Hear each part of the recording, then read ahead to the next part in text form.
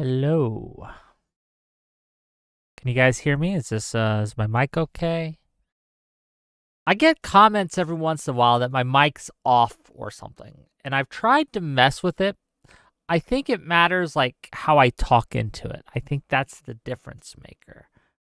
But I'm not sure, right? I'm not sure. But you guys can hear me, you guys can see me. No sound. Zephyr Hash, no sound still. The scorned one says they can hear me. Everyone else says they can hear me. Are you sure that you didn't mute me on your own? Okay, yeah, most of the people making those comments are trolling or yeah, that's what I think, right? Like that. Okay, I'm going to admit something to you guys that maybe I shouldn't admit, but when I was younger, when I was in middle school, we used to bully this guy by pretending he smelled. He didn't really smell, but we pretended he did. All of us, right? We pretended he stunk, okay? So we would always like, oh, what's that smell? And like PU and things like that. But it was to fuck with them, okay? I was a middle schooler, no excuse, but it's kind of an excuse. I was a kid. I shouldn't have done it. But that's sometimes what I think some of these people, oh, your mic's having problems in the comments and stuff. That's what I think that they're doing. They're fucking with me, okay? That's what I assume, but I'm not sure. Okay. Well, we got a lot to cover today. Initially coming into today, I wanted to talk about politics, right? We're going to cover Elon Musk. We're going to cover, and we're still going to do that, to be clear. We're going to cover some of Trump's statements on Ukraine. We're going to cover just the general state of the country. And I'm going to take call-ins. And again, we're still going to do that. But something else happened today that I feel compelled to cover, okay? And let me tell you why. So Destiny, you guys know who that is? You guys remember him? Okay. He released a quote-unquote final statement, a final response to the Pxie allegations specifically. And if you guys remember, when Pxie's substack initially dropped, I was live at the time covering the inauguration. After President Trump made his speech, we switched and we covered the Pxie substack. We read it out, we talked about it, we covered it. I feel compelled to also cover Destiny's response. That seems only fair. If I'm going to cover Pxie's initial response and initial allegations, I feel like it's only fair to cover what Destiny has to say for himself in this. So we're going to do that. He's released a document, a Google document. I'll provide the link in chat to y'all. Hopefully you guys can see it. And we're going to go over what he says. And in addition, Pxie has, since this has happened, made a tweet where she responds to the response. And we are going to cover that as well. And we're going to talk about it. We'll go through it. We'll read it. We'll see what he has to say. And then I'll give you my thoughts. Fair? Any questions? Any complaints? Right? And I understand that we don't normally do this kind of thing. Drama. But as I said, I feel compelled. Because if I'm going to be an honest arbiter, if I'm going to be someone who takes... If I'm going to read the accusation live on stream, I'm going to read the response live on stream. That just... It seems only fair. No matter what I think of the response, right? No matter how good of a response or bad of a response it is, I'm going to let my audience see it because I let my audience see the initial accusations. Does that seem fair?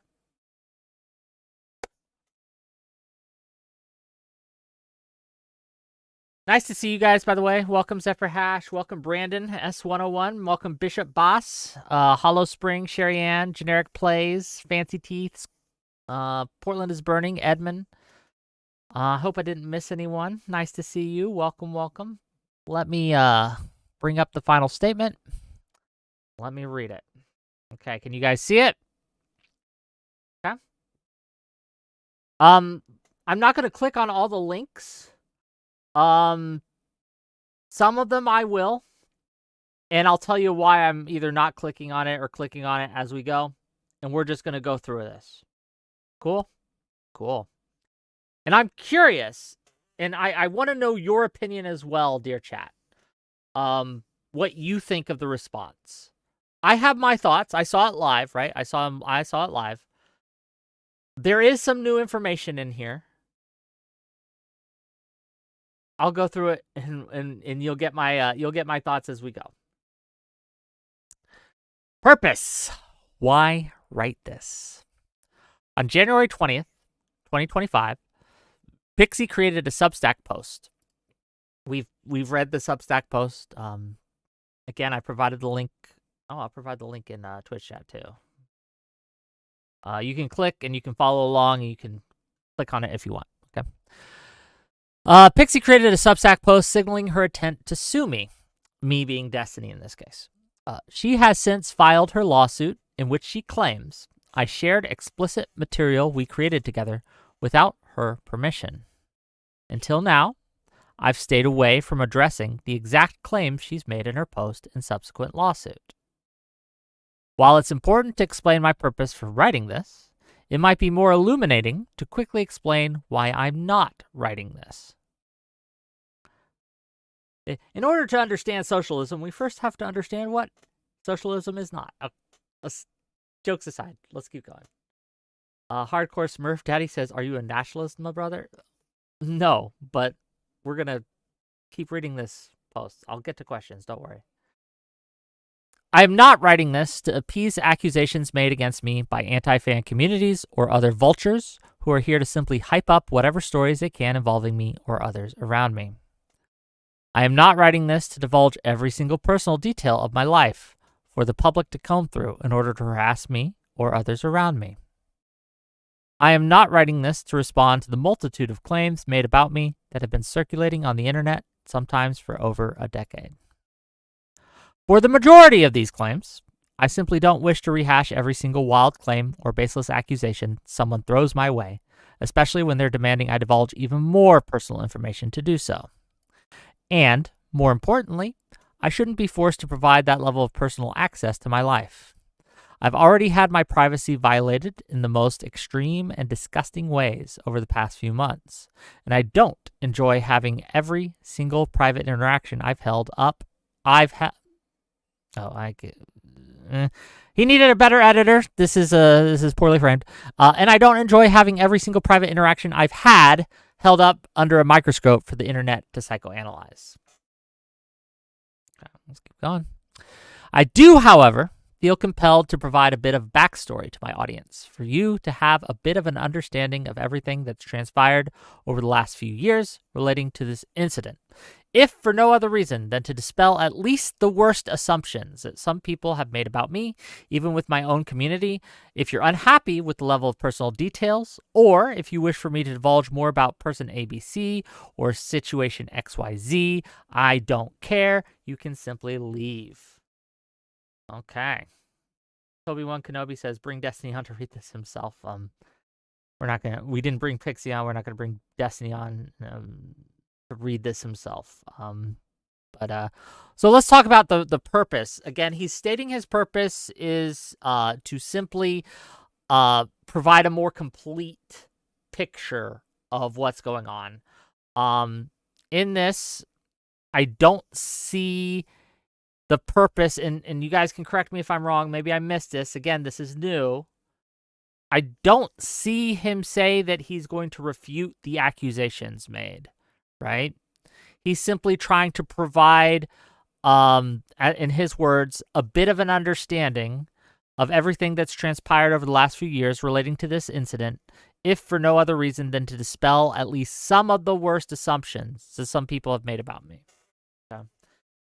And there's been a lot of stuff that has been said about Destiny regarding this. I've said some things about Destiny regarding this. I stand by those statements, by the way, but we'll get to it. Why wait so long? I am sympathetic to people who view me negatively, even in the worst light, because it seems difficult to imagine why I would stay silent on everything that's been said about this situation so far. There are 3 reasons for the delay in transparency. Minimizing exposure to revenge porn. A great deal of explicit content of mine had been published on Kiwi farms, including incredibly personal communications of mine. Giving this any kind of public attention is obviously a massive victory for vulture communities, as well as the leaker, and a massive loss for the privacy of myself and any of the other victims involved. It's irritating that, because I'm a man, the expectation is that any explicit material of mine leaked for sexually humiliating purposes is just expected to be laughed at by me while being made into a joke by every community on the internet, including my own. Whether that includes those maliciously lying about our hookups for purposes of public humiliation, or selectively publishing explicit leaked material online, all of it is incredibly disgusting and invasive, doubly so when I've been expected to just roll with it. He's not wrong here, to be clear. People who were going around gleefully posting pornography of him sucking a dick, you're also engaging in the same thing that Destiny did. You're posting revenge porn online.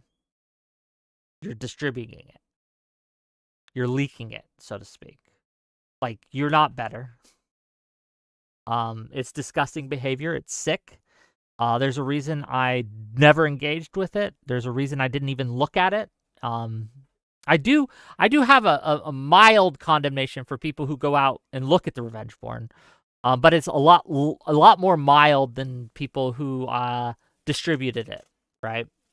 And a lot of people would say, well, he did it, and so it's okay that it's done unto him, right? That's their excuse, right? Look at what he did, so it's okay that we do it to him.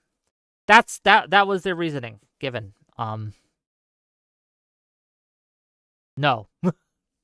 This, to be clear, this becomes something relevant later on. This idea of it's not okay to do it to other people, even if it's been done to you. This kind of sideways becomes relevant later, but let's keep reading, okay? It's incredibly bizarre how many people are fixated on insisting that I am not a victim in this when I was a primary target of the revenge porn posting. While other people were undeniably harmed by these leaks, they were seen as collateral damage to the publisher of the material and the website providing hosting for it in the goal to attack me, whether it was through reputation, monetary harm, or just through some form of sadistic humiliation. Yes, Destiny is a victim. That doesn't also make him guilty, by the way. But yes, he should not have had everyone posting his revenge porn out there. It's not okay. Condemnable. Indefensible behavior. So that was the first reason he gave that he's delaying, okay? Second, Pxie's privacy request. Once the leaker published and hosted all of my explicit content on Kiwi Farms, Pxie messaged me and informed me that she didn't want confirmation of her in any part of the material. And just for everyone, so everyone can see that, here are the DMs. I'm 100% denying it's me, by the way, since it's not super clear, my face or anything like that. I haven't told Nas, by the way. I don't know who that is. Also, if you have any discrete... so Pxie says, I don't want to have to testify or be named or anything. As far as people ask me, I'm saying it's a look-alike, and I have markable differences in my breasts to prove it. Pxie also says, please don't tell anyone privately either if they ask if it's actually me or not. So, and these were on December 2nd and December 3rd that these requests were made. Okay? So that's fair enough. Oh, I don't care about that. Okay, so Pxie messaged me and informed me that she didn't want confirmation for her in any part of the material. As such, I made no public statements regarding her appearance in any of the leaked material. She has since filed a public lawsuit, which is why I feel comfortable speaking out now. All of our conversations until December 10th were almost exclusively about contacting law firms, removing any explicit material online, and minimizing her risk and exposure to any online abuse or harassment. So that's his thing. And remember, the first reason, minimizing the exposure for him to the revenge porn posted about him. Pxie requested he remain private. And then the third reason that he cites here is pretrial settlement. The vast majority of cases are settled before they ever go to trial, and the vast majority of them before they are ever even filed in court at all. One of the big reasons why lawyers encourage their clients not to discuss their case publicly, especially before it's been filed, is because you lose a lot of leverage that you might have otherwise when it comes to negotiating a deal with the opposing party. If this seems confusing or unintuitive, that's fine. Just keep it in the back of your mind because it will become much clearer later on as I explain this. I don't know enough about pretrial settlements to really comment on this. I'm going to be real with you, my dear audience. I just don't know enough. Now, what do we think of these reasonings so far, kings and queens? It seems reasonable that you would wait to respond. As I go through this as well, I'm going to be giving you my stream of consciousness thoughts as we go. A lot of people are going to clip parts of that, and I just want to make this clear. A lot of people are going to clip parts of that as I reason through this and I think through this, and they're going to be saying, look, you're sweeping for Destiny. Oh my God, you said that this was reasonable. How dare you? You don't want Destiny put up against the wall and raped until he's dead? How dare you? You're sweeping for Destiny. I'm just going to tell you, I don't give a shit about what people like that think. They are not, like, able to form coherent sentences in their minds. I'm surprised they're able to walk and breathe at the same time. I hope that you, my audience, will understand that this is something where I'm simply trying to give my honest opinions at the time. This is not sweeping by any way, shape, or form. And once again, I'll reiterate, my stance on this, right, hasn't changed. I don't think what Destiny did was defensible. But let's read his response. Cool? Cool. Excellent. Let's continue.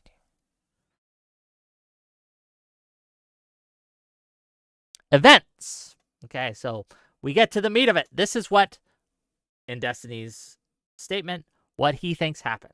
Okay? Rose. In April of 2022, I was contacted by Rose. We maintained an amicable friendship up through 2023. We'd never had any fights or disagreements about anything, and we were always on good terms with one another. In November of 2024, as I was clearing out my Discord friends list of people I no longer speak with, I noticed the account was still added, and we hadn't spoken in a while. So I sent a message to it, checking in to see how she was doing. I have strong reason to believe that at the time I did that, someone besides Rose was logged into the account.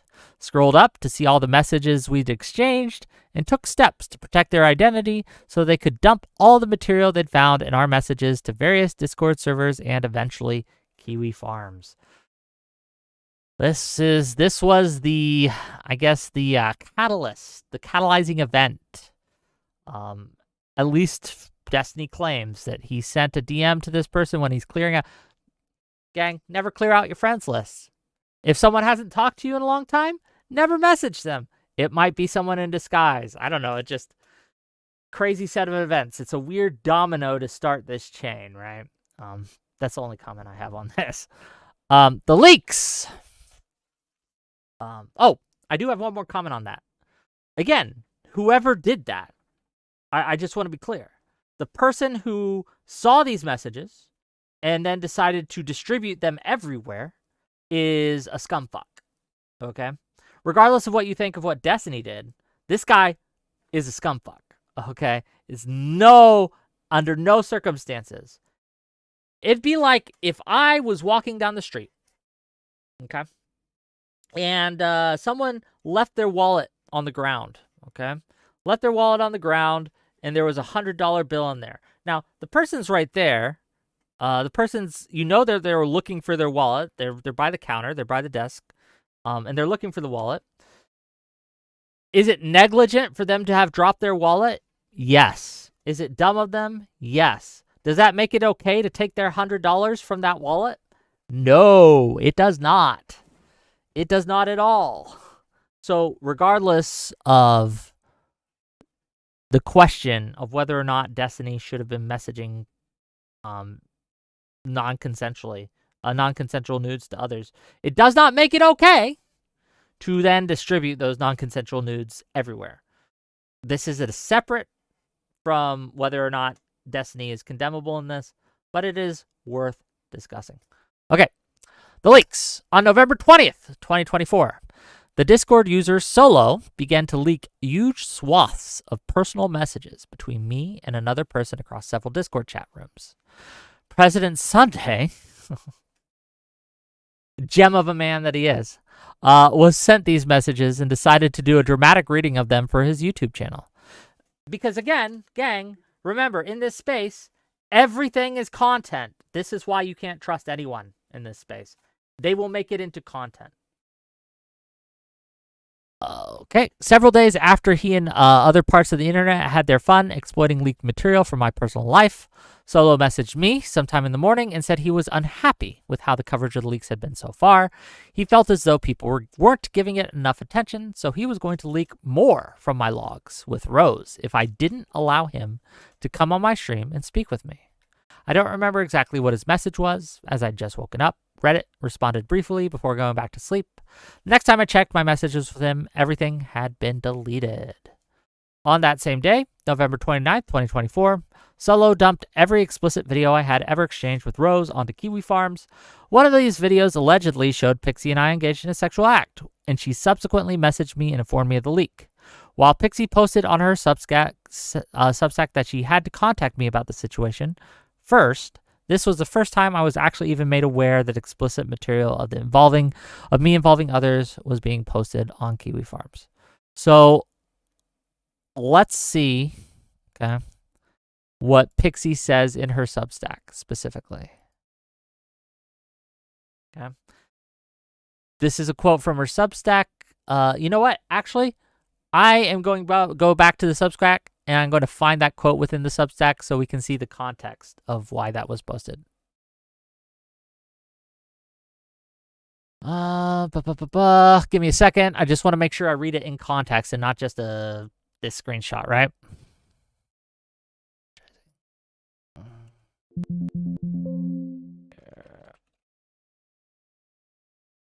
Continue reading. Okay. So it's part of the evidence log. Destiny apologizing to me for his actions. No, I had to contact him asking about the situation before he sent me this message. Let's see what the message was. And this was done on November 29th, 2024. Ugh, there shouldn't be no... I'm so sorry. There's literally zero excuse. I had phone combos and stuff with this person. They were very close to me. It's worthless to say it at this point, but I'm super sorry. There's literally no excuse. I won't say or confirm anything about them. If there's any particular action or thing I can do, just let me know. There is no context to this, but fairly straightforward. Destiny is apologizing. Whether you take that seriously or not, that's up to you. But here it is. What do we think so far, gang? Okay, let's go back to the leaks. Okay. So, in the Substack, Pxie claims, and we'll look at it again, that she had to contact him first before he apologized. Destiny claims that the reason is because he didn't know it had happened until Pxie contacted her.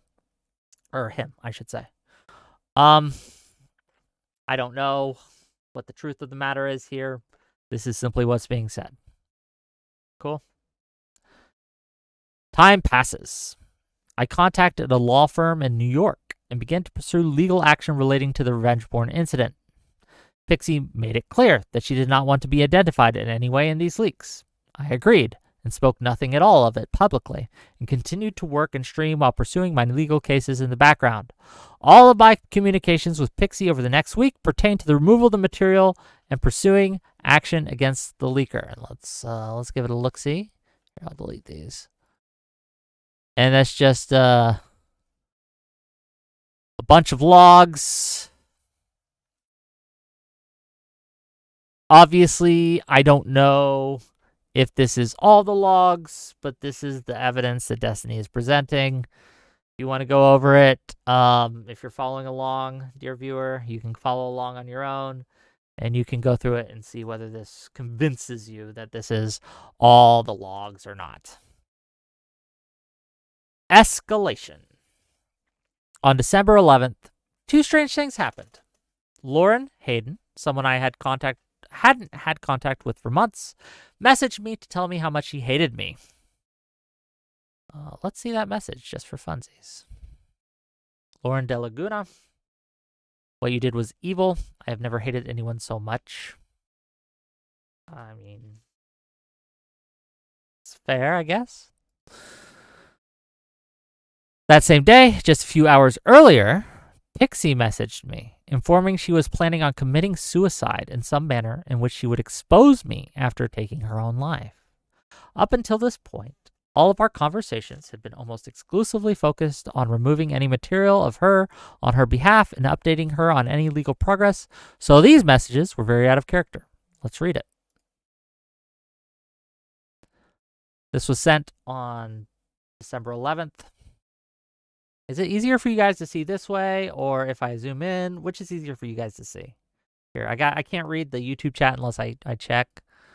What do you guys think?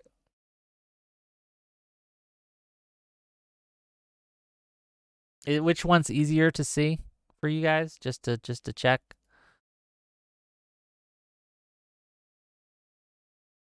Let's look. Okay. It's easier for me to read when I open it up, so I'm gonna look in. Hi, Stephen. As my life on this earth comes to a close, I want to ask you to be please more careful with the people who place their trust in you in the future. Life is unfair, but you should do your best in preventing that, not contributing to it. Destiny replies, hold up there. What's up? Pxie responds, I'm just tired of living anymore. It's a matter of time until my family discovers what happened, and I feel like there is no way to obtain justice. I don't want to bring a case against you, but I think you'll continue to send nudes of people, even without their consent.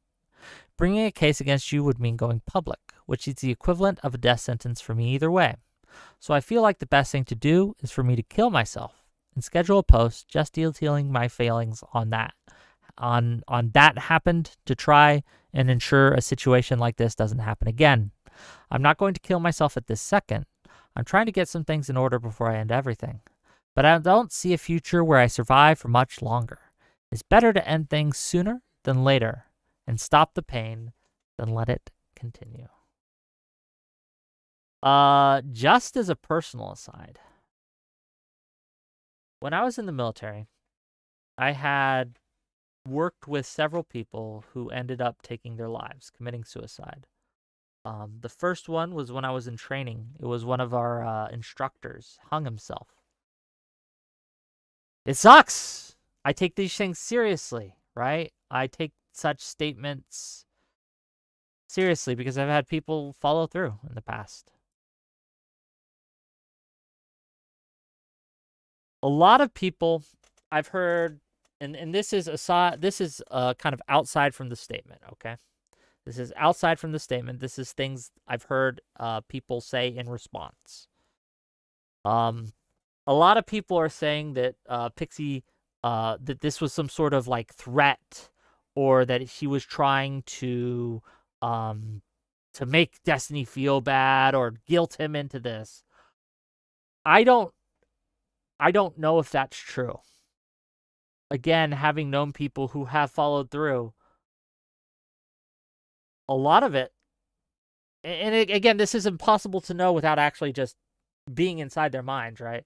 But I give Pxie grace in this, right? If you have a situation where you feel that your life is over, right? You feel like you have the worst possible thing has happened to you. and you want to end it, it seems only natural that you would tell people. And again, everyone handles these things differently, right? They're not all the same. But I don't know if it's fair. I don't think it's fair to say that this was her trying to guilt him into anything, right? I don't think that's a fair characterization. But we're gonna get to more of it, right? We're gonna look more. But we'll keep reading. Okay. Keep going. Sorry, it's just I have big. If any of you guys have seen my euthanasia debates, you guys know I have real big feelings on suicide, okay? Real big feelings. So,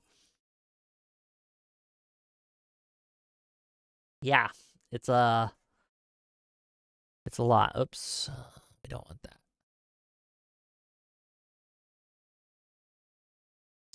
Let's go back to it. Okay. As a brief aside, Lauren Hayden is someone who's had bitter feelings towards me after I refused to date her about a year ago. She lies constantly, claiming we dated, sometimes for as long as 9 months. I've already posted evidence of this in the past, but here's an additional conversation I had with mutual friends last year that put this claim to rest. I don't have any interest in discussing this portion of it. Like, I don't know. I just don't know. And I'm going to talk to you guys about what I think of the minor characters in this that have played roles. But that's aside from the response and my thoughts on it. So we're going to set that aside. If you want to go into this portion of it, by all means, again, I just don't care. Since threats of suicide from Pxie were now involved, I reached out to a mutual friend, Erin. Some of you might know her as Straighter Age. She's been on my show. My understanding at the time was that Erin was an incredibly close friend of Pxie, and so sought her advice on what I could do to help. I spoke with Erin while the both of us tried to console Pxie. Erin eventually suggested that I offer her money to help cover at least her therapy, or perhaps even payments towards law school. So let's just see. And I'll give you. This is a reasonable assumption to make because I thought Erin and Pxie were close friends. Honestly, anytime I would interact with Pxie, Erin would be there, and vice versa. In most cases, well, not every time, right? But I thought they were buddies. I thought they were really close friends. I know they do a podcast together. They worked together. I maybe it's a silly assumption to make, but I thought they were buddies. Let's see the reach out. So this is on the 12th, remember? So this is Destiny's response to that. And it's a response minutes after. So let's see. I feel like it's hard for me to give you advice since I'm obviously implicated in everything, but I would still say some of the following things. 1. Things die out surprisingly fast. There might always be a couple of random losers online, but people move on to the next thing, and outside of some losers on Kiwi farms and some irrelevant content people who will fade away in a year or two, inevitably stuff fades away. There are people who were big online a few years ago that people can barely even find traces of anymore. Stefan Molyneux is a good example. 2. You still have every legal option available to you. You can always pursue stuff, and there are special civil and criminal protections that even shield your name from being released. You could always do free consultations with litigation forums to check with stuff like that. For obvious reasons, you should take things I'm saying with a grain of salt and pursue and check out all those things on your own. 3. You have accomplished and done a ton of things in the past couple of years. When I met you a few years ago, you were yo-yoing like crazy between ultra-suicidal ideation thoughts and being hung up on a weird guy and feeling aimless after getting your college degrees. But you've done a ton of work this year with Progressive Victory. Moved to and survived in Miami all on your own. branched out into new content areas and made new friends across new communities. It would be super shitty to not follow through for a couple more years at least and see where you can continue to push things.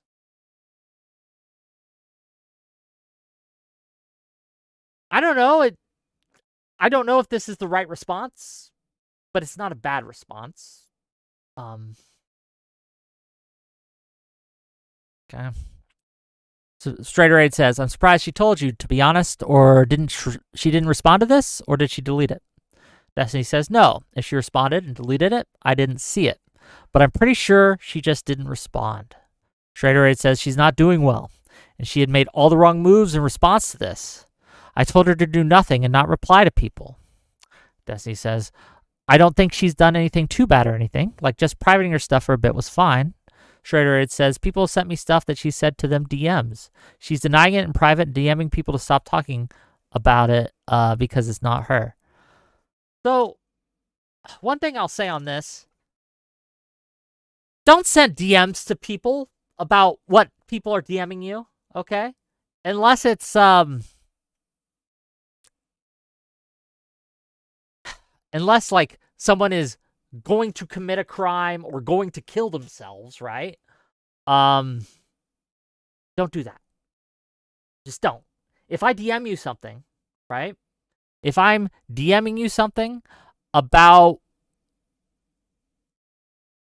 I don't know, anything, and then you're sending those DMs to other people, shame on you.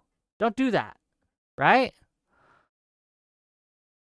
Anyone who sent their private messages with Pxie to Straighterade, what the fuck are you doing? Like, have we learned nothing? Don't do that. It's, again, if it's just a simple, like, do you want to be on this show? Yes. And then you clip and paste that to show someone actually wants to be on your show. It's a different thing, but do you understand what I mean? Does that make sense, gang? I have big thoughts about this, right? Don't do that shit. Am I back? Hello? Are we gone?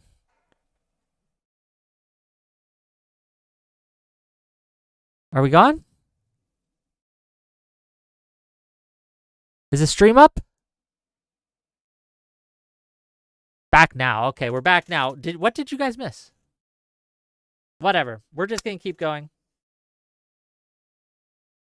I was just saying, yeah, don't send your DMs with someone that's going through it, who is, especially someone who is upset that their private information, their private nudes got leaked to people they didn't want it to be leaked. Don't then take your conversations with that person and send it to someone else. What are you doing?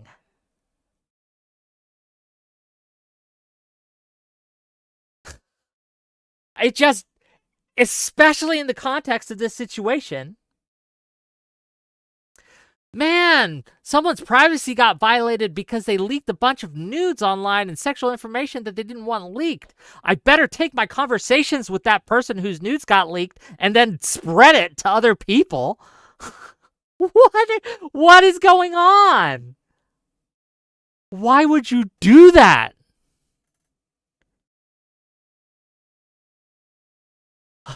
Sorry, a bit of an aside there. But wild to me that you would do that, okay?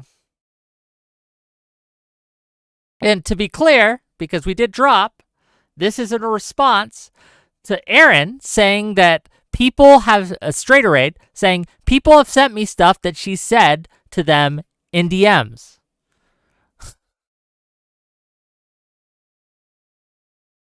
And then Straighterade's talking about this with Destiny, saying she's denying it in private and DMing people to stop talking about it because it's not her. Like, all of this is not, it's not okay. Don't DM people your private DMs with other people. Just don't do it. Okay. Enough of that. Okay. After sending the message Aaron proved to Pxie, Pxie rejected it in what I thought was an odd manner. She said that whatever amount she'd asked for would likely be too high, despite me not mentioning a dollar amount. At this point, I noticed her language was also taking a sharply pointed and more deliberate tone, with words like justice, non-consensual, and vulnerable showing up for the first time in our messages, almost 2 weeks out from when the original leaks actually happened. Let's read her rejection of it. But to be clear, this isn't necessarily indicative of anything, right? People process at different rates, and as you process things, your language around that thing will change.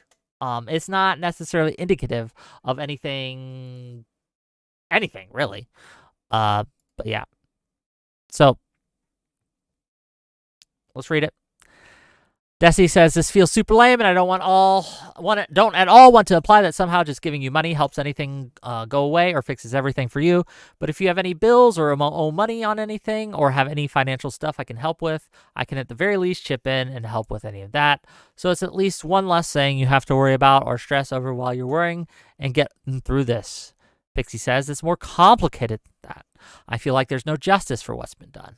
I feel like people for the rest of my life are going to try to send it to my family or workplace or wherever I go.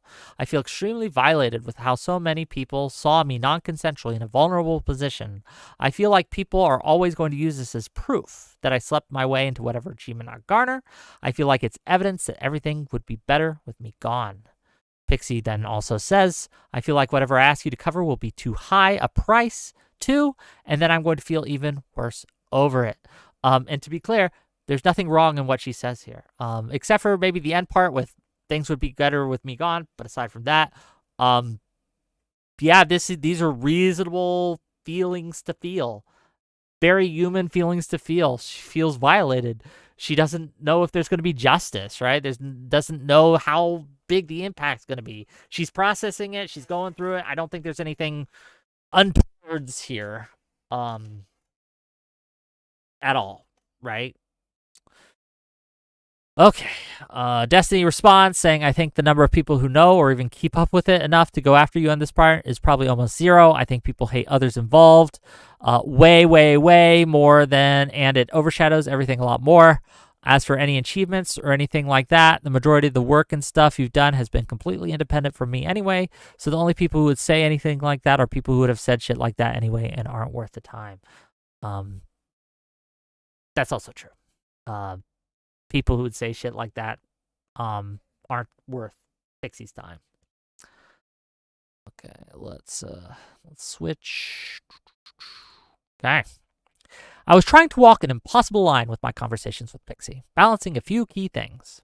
I was concerned for her well-being and mental health, but I wasn't sure what she was getting at with her claim of me not giving her as much money as she'd want. I was also trying hard to comfort her in regards to the leaks without downplaying or minimizing what she was feeling, a concern I communicated with Aaron at the time. Let's see what he says. Oh, why is it? What is going on? Well, I don't want to... Hold on. Before I click this redirect, let me see what it says so it doesn't like redirect me to something weird. Okay, good. We're clear. I just didn't want like porn to pop up on my screen or something. Okay. Destiny says, I want to send Pxie this thread and tell her that there are tons of people talking homophobically and a few that mention Lauren, but none mentioning her. I don't know if this comes off as minimizing her complaints or not. LOL. Schrader says, if you could minimize it, that would be good actually. Then she wouldn't think about it as much. Okay, a little bit of spoiler here, okay? Given what we know now, Destiny probably had no idea about this at the time, right? But given what we know now, that Straighteraid was also talking to President Sunday about all of this, I don't know if Destiny's getting... I don't know if it's wise for Destiny trying to be getting advice from Straighteraid in this. I understand why he did it. He thought they were close friends. But again, given what we know now, that she was talking, right? I don't know, man. Like, oh, that's an L.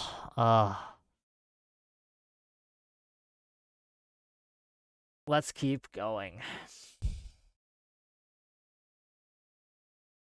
Why the hell was Aaron talking with Sunday? Good question. But we're going to ask that later. Okay. Aaron informed me that Pxie was settling on a figure, hinting that she would ask me to pay for her law school tuition.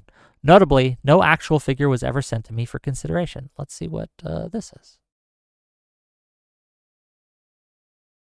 How are you feeling this morning? I feel better. I feel somber but not suicidal right now. Well, that's not good. Okay. I don't know why. I know why that this is being done. I don't like it. I don't like when people pass messages, like the middleman aspect here. So let me continue reading it. Trader A says, did you reply to Steven? Pxie says, yeah, we just got into an argument back and forth on why I shouldn't kill myself. I haven't replied to his last message or asked him to cover my tuition. I don't think he would do that if I asked him. He says, LOL, okay, I need to think on that. The entire tuition for law school is like $200K. X face. Schrader says, I told her make the request and y'all can negotiate from there. I don't know what law school she wants to go to. If it's like Harvard, then yeah, the whole thing being covered is probably not happening. If it's a state school in Florida, that's another story. Schrader says, first she needs to actually apply and get in. That will give you time to think about the amount as well. Destiny says, okay, we're keeping that in mind.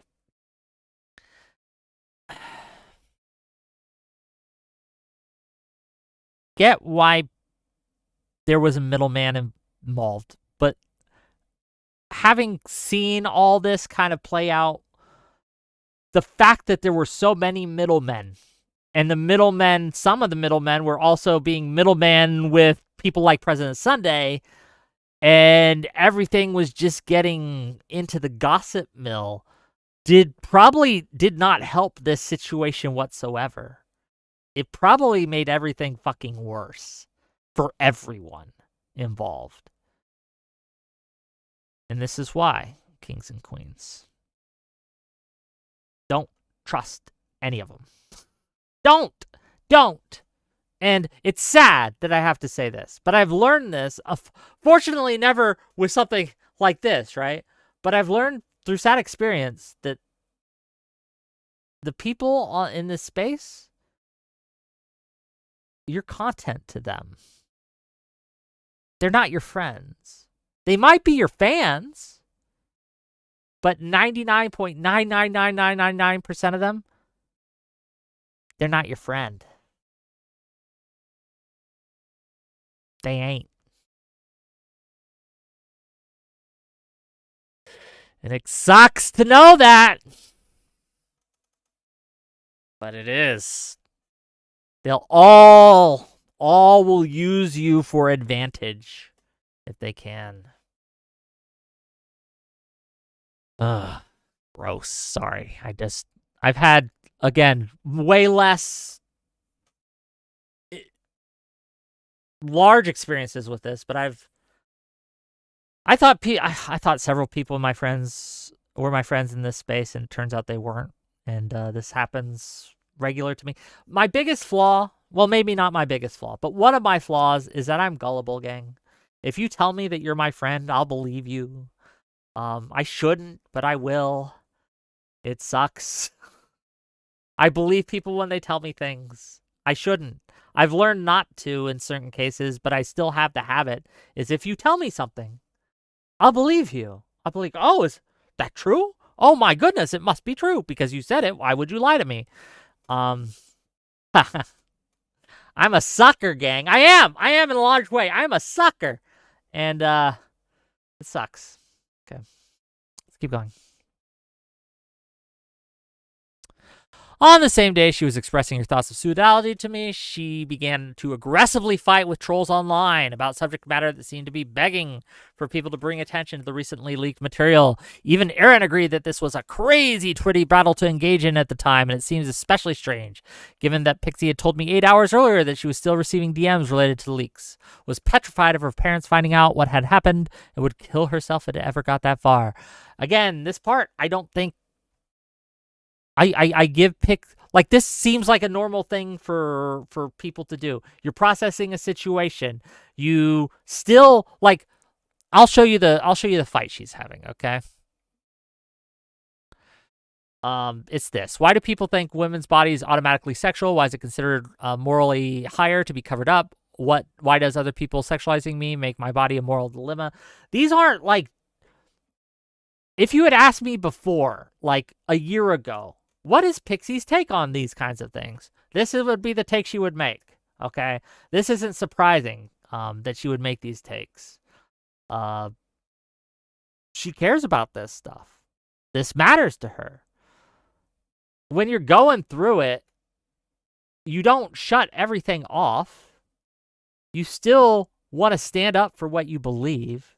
This isn't strange to me that she would pick this fight. I just don't see that as strange. I see that as fairly human behavior. Is it wise? I don't know about that, but it's not strange, okay?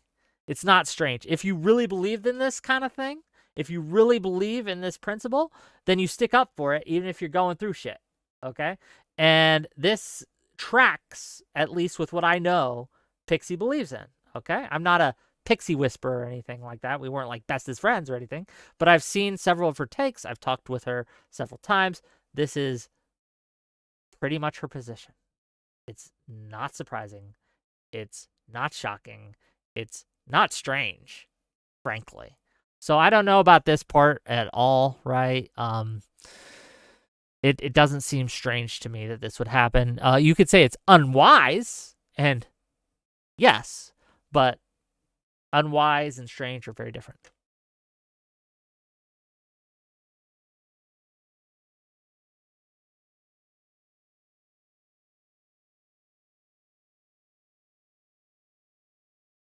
I was now in an impossible position. Oh, Hako Novo says, I think the point was the timing is what made it strange. I disagree, but fair. It's not a load-bearing point in any of this, right? It's just an observation I'm making. Okay. I was now in an impossible position. Revenge porn of me was still being blasted across the internet with family members, including my 13-year-old son, being spammed with explicit videos of me, sometimes even by popular social media personalities like Just the Minx. Multiple large social media accounts were covering it, with Kiwi Farms bragging in a tweet that the surge of videos our visitors consuming the revenge porn of me required a database rollback. And now Pxie was coupling threats of suicide and a public note with an implied request for $100,000 from me to make things right to her. So I'm not going to click on the Just the Minx stuff because it's censored, but it's still, you could still tell what it is. And I'll just tell you guys, she's got like 1.5 million followers, and she's just spamming this on replies to things. And let me just say this. If you're sending pornography to a 13-year-old boy, what do you think should happen to someone who sends pornography to a 13-year-old boy? Let me just ask you that.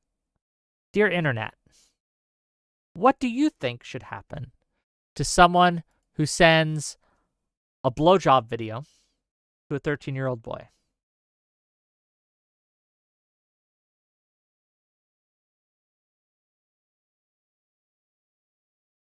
Woo-wee!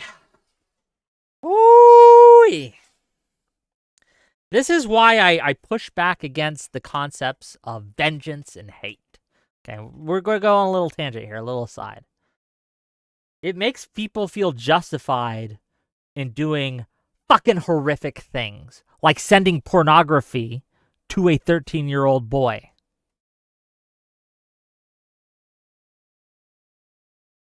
They think, well, we're here to hurt Destiny. Destiny's a bad man. Destiny did a bad thing. So fuck him and fuck his kid. We're going to embarrass him through his kid. We can't hurt him directly, so we're going to hurt his kid. I just want you to sit with that mindset for a moment. The kind of mindset who would engage in that behavior. Disgusting. Disgusting.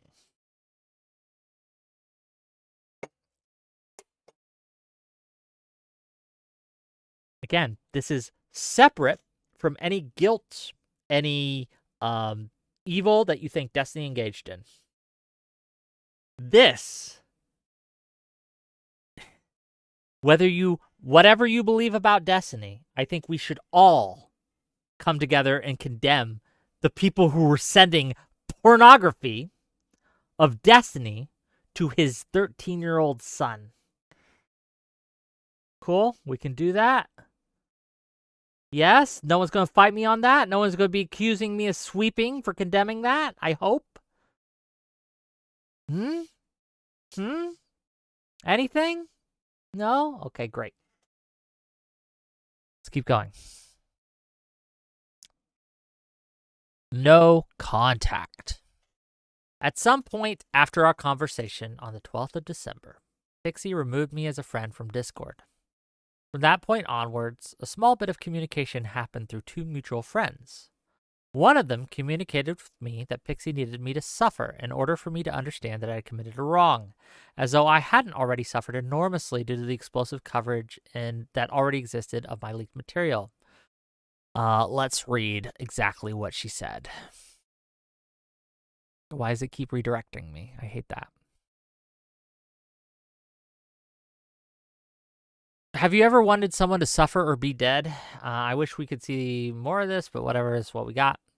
My first instinct is to say no, but I feel like an unfortunate byproduct of getting justice from Steven would result in some level of suffering. So I guess the answer is yes. Are you wanting him to suffer, or do you want justice there? I want justice. If I could have justice without the suffering, that would be optimal. I'm just not sure if possible. So I will take issue here with Destiny's framing of this, right? Destiny frames this as if Pxie is saying in a definite kind of, he needs to suffer. But when you read the actual exchange here, I feel like this is a somewhat thoughtful response on Pxie's part. Okay, this is a somewhat thoughtful response. Where her first instinct is to say no. She's thinking it through, which makes sense in this situation. And there is a question on to what level is retribution a part of justice? And there are different answers. People will have different answers on that. So I will take issue with Destiny's framing here. I don't think it's fair to frame this as if Pxie, at least from the quote given, that's her demanding that he suffer. I just don't think the framing here is fair. Does anyone disagree with that?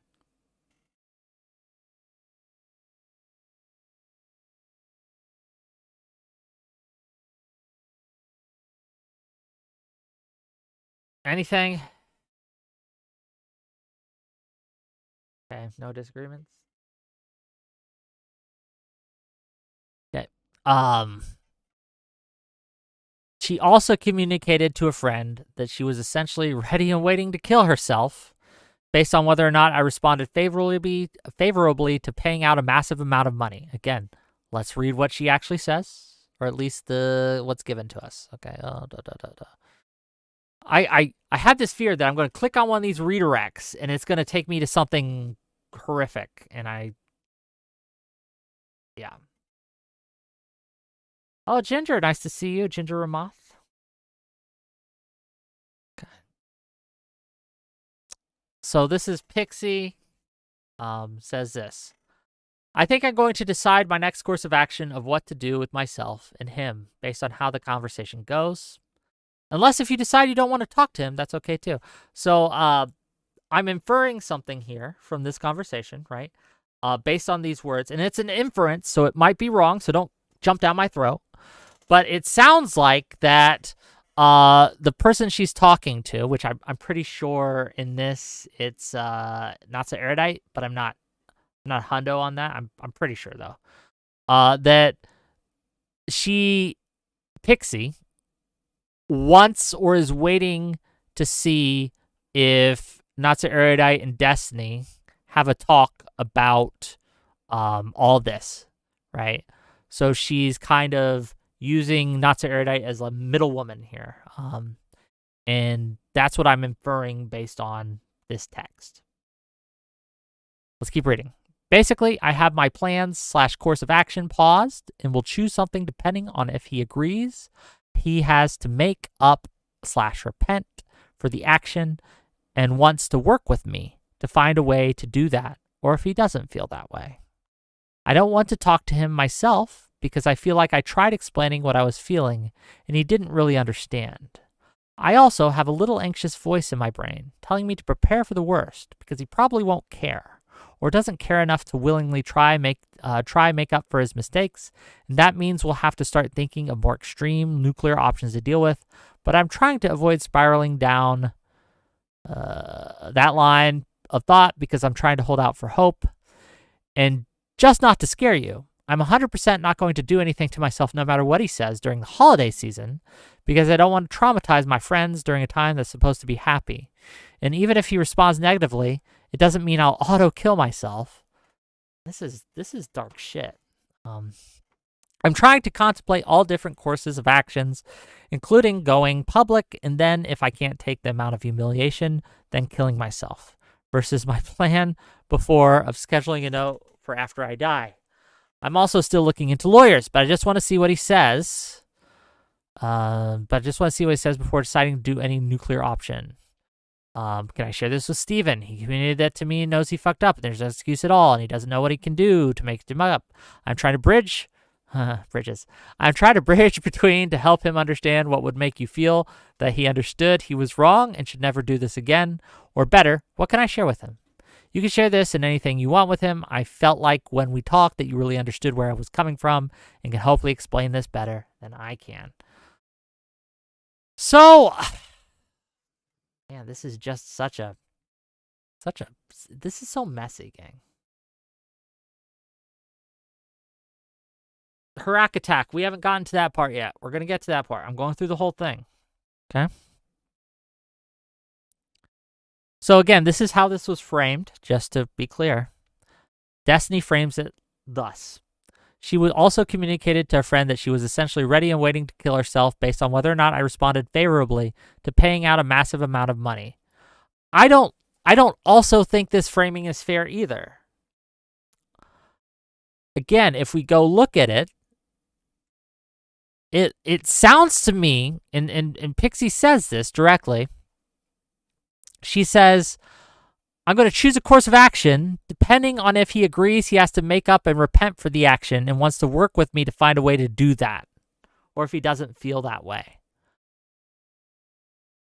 I can understand how Destiny might consider that means he had to pay out a bunch of money, but I don't know if that is said, or I don't know if that's a correct interpretation.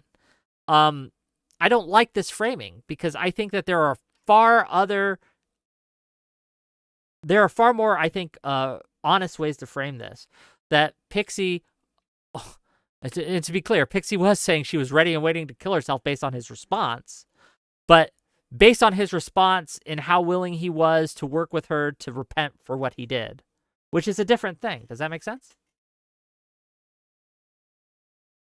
At least from what was shared, at least the link that I was given, okay? I don't like this framing. I don't like the framing of suffering, and I don't like the framing that she was going to kill herself unless he paid money. I don't like that. I don't think those framings are fair, to be clear. Does anyone disagree with me on this? I'm sorry, I'm checking chat every once in a while.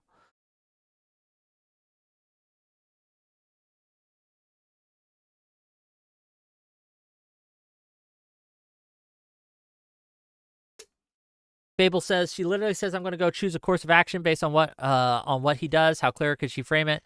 Well, that's the thing. Like, again, Destiny adds, based on whether or not I responded favorably to paying out a massive amount of money, which is a different thing than what she says, at least in this tweet.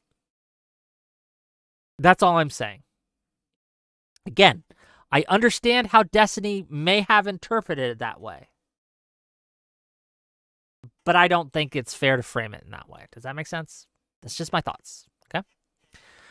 She reiterated that I needed to face consequences for my actions, claiming that she was on a mission to make this the most expensive mistake of my life. Again, despite the insane amount of harassment I had already received regarding leaked material. Again, let's see what she has to say. Oh, I forgot to let you guys see it. Is this what you feel you need? Yeah, the only problem is number 3, because even with removal of the video and getting the guy hack charged, Steven has to face consequences proportional to his actions. I want this to be the most expensive mistake of his life. I'm essentially asking him, okay, fair enough. With this framing added, okay, it's a more, fair enough. Okay, I still stand by my suffer thing. I still think that was unfair. But with the addition of this, I'm going to go back on my saying that Destiny was unfair to frame it in the way he did about the wanting to pay out with this added. I wish we had dates on this so I could see if this was the same day, a different day. I just don't have dates on this. That's unfortunate. Let's keep reading it. I want this to be the most expensive mistake of his life, and I'm essentially asking him to self-punish himself in a way I don't think he will ever he will like or agree to without the law involved. I don't have a dollar amount from the top of my head. It just has to be enough that for the rest of his life, if he thinks the word nude, he associates it with the amount of money he loses. Obviously, I don't want to make him destitute, but it should be large enough that he does feel upset about it and is not easily recoverable. To be clear, this is not an insane ask. This is not out of the realm of something someone should or could want in this situation. If someone did something wrong to me, right, and to this magnitude, I can see wanting them to face the consequences severe enough that they don't do it again. I don't think that's unfair to want. Do you guys think that's unfair to want?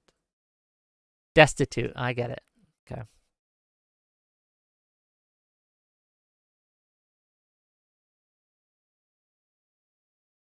Yeah, I don't think that's unfair to want. Let's keep reading. She said I had offered to simply pay some bills, possibly to the tune of $200, though I had absolutely no idea where she got that figure. Let's see what she says. Yeah, honestly, I feel comfortable sending him these messages and asking him what he thinks would look like if you're telling me he's comfortable with the idea of proportional penance and how that would look like. I just felt like he didn't understand when he said he would pay some bills for me because it makes me feel like he's telling me, oh, I'm sorry that happened. Here's $200. Hope you feel better. Which I think really underestimates the gravity of the situation, to put it lightly, and somehow makes me feel like a cheap prostitute. Or it makes me feel like that's how severe he perceives his actions to be, lol. But yeah, obviously do whatever is most respectful towards you. Do you think it would be okay if I sent these messages to him? If that, then it cuts out there. So I have a theory on where this number comes from based on the other logs we've read and looked at and I've seen. I got a theory of where this number comes from. Would you guys like to hear my theory? And keep in mind, it is a theory. It is a hypothesis. But I think I could back up the hypothesis, at least with some evidence. Remember, if you guys remember, when Aaron and Destiny were talking earlier in the logs, Aaron mentioned that Destiny had, Aaron mentioned that Pxie owed her $147 for podcast equipment. Okay. And remember, Aaron's been running middleman with a lot of people. She's been messaging back and forth with Destiny, back and forth with Pxie, back and forth with Sunday, back and forth with who knows who else, right? I can certainly imagine in that flow of conversations that Pxie was given the impression that Destiny would cover the money that Aaron owed her, which was like about $200, $147, about $200. And I'm imagining that's probably where she got that number from. That's a guess. It's a hypothesis. It's it's based on the information I have, that would make sense. I can't think of another reason she would pull that number out, and it's possible that there is another reason I'm just unaware of that would make more sense. But it does feel like that's where she got that number from. That Aaron Straderade probably was like, don't worry, he'll pay for your podcast equipment so you won't have to owe me any money. And Pxie interpreted that as that's what he was offering her. And I can see how this would take shape in the minds of all involved. Again, I don't think there was anything malicious involved in this, right? Yeah, I just think that's what happened. But it's a guess. It is a guess. It's a hypothesis. Don't yell at me if I'm wrong. Okay. Yes, sir says, do we know who sent nudes to Destiny's kid? That's a felony that lands you in prison and on our sex offender list, LMAO. I don't, personally, and it wasn't given to me in this statement of who did it, so I don't know.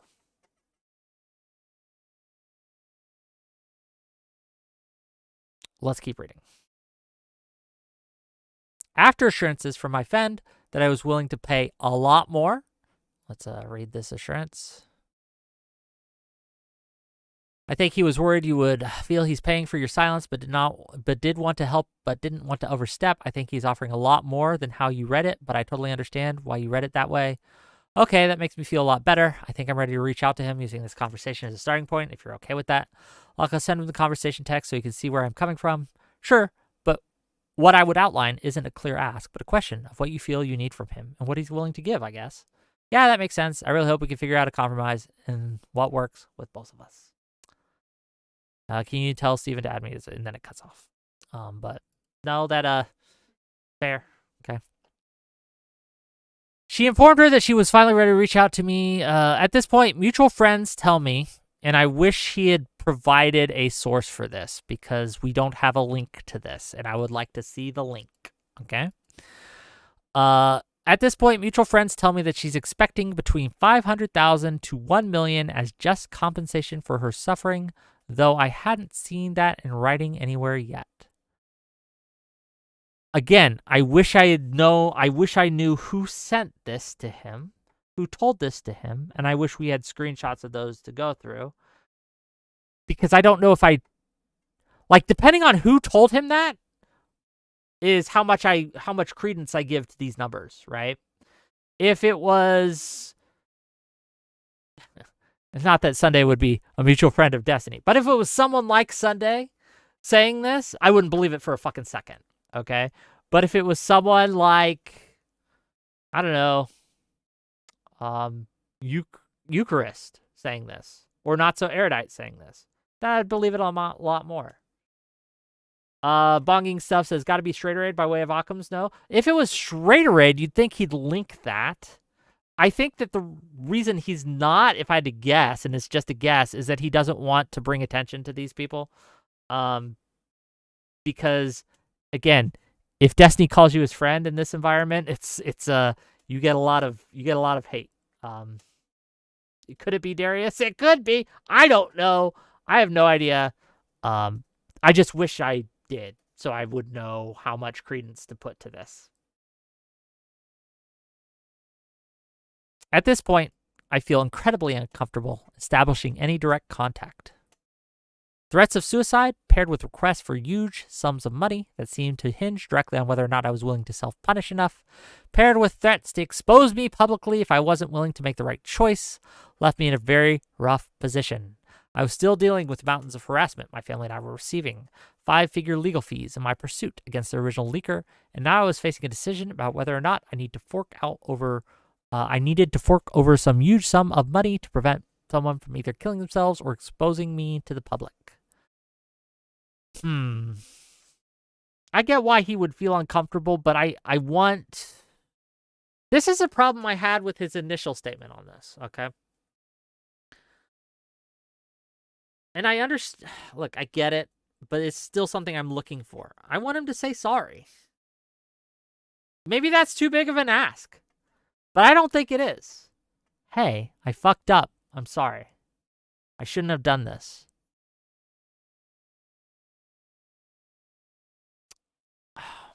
Does that take away from anything that he has suffered? I don't think it does.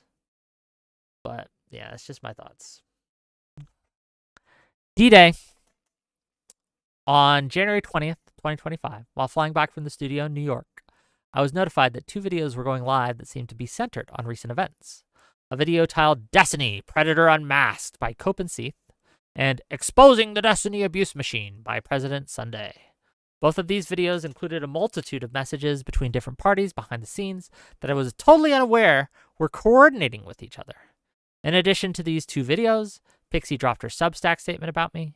Lauren De Laguna launched a Give, Send, Go for Pxie in order to raise funds to sue me, and other members of an anti-fan Discord made claims about me sharing material on Twitter. All these events happened within 12 hours of each other. We were there that day, gang. We were there, okay? We were covering the inauguration when this all dropped. Now, again, I didn't watch the Copenseith video or the President Sunday video because I don't see them as, like, I'm not going to get honest information from those people. Or if I do get honest information, it's going to be mixed in with a bunch of dishonest ones. I don't trust those sources, right? But Pxie, I do trust as a source, okay? I do trust Pxie. And so when she dropped her Substack, I read it, and we went over it, and we covered it. And that's why I'm covering this, just to kind of tie that into a bow, right? You're asking, Wick, why are you covering Destiny's statement? You don't really do drama. And that's true. But as I said, I covered Pxie's Substack initially, where she laid out these accusations. I felt it only fair to cover Destiny's response to it as well. If I'm going to give to my audience the accusation, I am going to give to my audience the defense. And yeah, that's the only fair way to do it, in my opinion. But yeah. Basically, every internet friend I had publicly denounced me. Other streamers and YouTubers responded almost instantly to cover the statements, and a slew of videos went up with a variety of claims about me, the worst of them heavily implying I was a rapist. All of this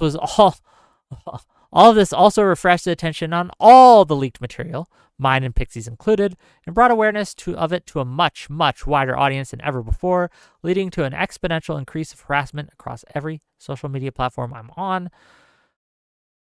I mean, yeah. I think it's okay that people denounced your actions, though. I think, again, as I said at the time, if what Pxie stated is true, and I believe her, then yeah, what you did wasn't defensible. I won't defend your actions. Does it make you a rapist? No, right? I don't think anyone serious is calling you a rapist, to be clear. Now, he does provide screenshots of some videos where he is called a rapist, right? But I don't know. I don't know who made those videos, how many views they got. Are these million of view streams, or are these like streams with like 10 views? I don't know. But at least for me, I haven't heard anyone serious call you a rapist. I haven't heard anyone serious call Destiny a rapist. No one I take seriously. The denunciations and the people who were appalled at your actions were the ones who were talking about the non-consensual leaking of Pxie's sex videos and sex tapes and stuff. That was the big thing. Okay, that's what everyone who I saw was denouncing it. That's what they were denouncing. Okay. Am I wrong here? Is there a bunch of people who were serious actors who called it rape that I'm not aware of?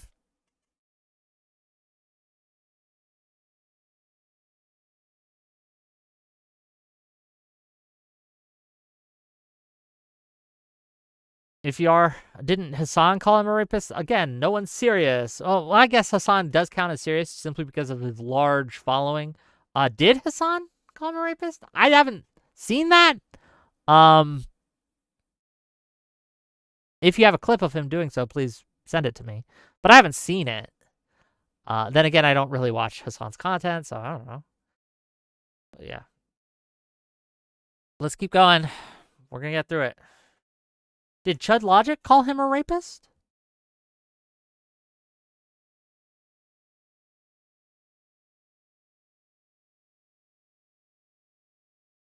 Was Jay Stalker calling him a rapist? I haven't seen any of these people call him a rapist. Frankly. But I don't watch any of their content, so I don't know. You guys will have to say, right, whether he is or not. I don't know. Let's keep going.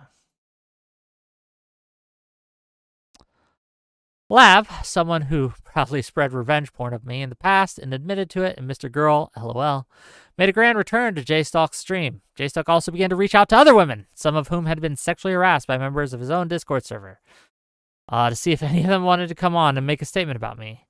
People everywhere began to speculate that every insane narrative about me that had ever been spun had now been prophetically fulfilled, and I crashed on my couch for 3 days to contemplate retirement. Also, Juice Stalker banned Lav from his server because he realized how bad the optics were while he was trying to farm me. I don't know Jay Stalker. I don't know his I've talked to him like very briefly in DMs over other situations, but I don't know him. I haven't hung out with him. I have very little communication with the man. I don't know him. I can't speak to his character is all I'm saying. I don't know. But I do know Mr. Girl. And if anyone thinks that Mr. Girl is suddenly this bastion of honesty and virtue, you're a bigger sucker than I've ever been, okay? I remember talking to Mr. Girl directly, okay, about the Destiny report. Do you guys remember that stream? The guy's psychotic. The guy's got some kind of paranoid, schizophrenic delusions.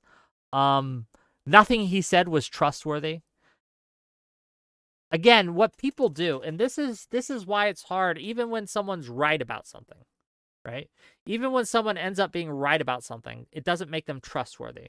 It's because a lot of times they'll wrap bullshit in truth, right?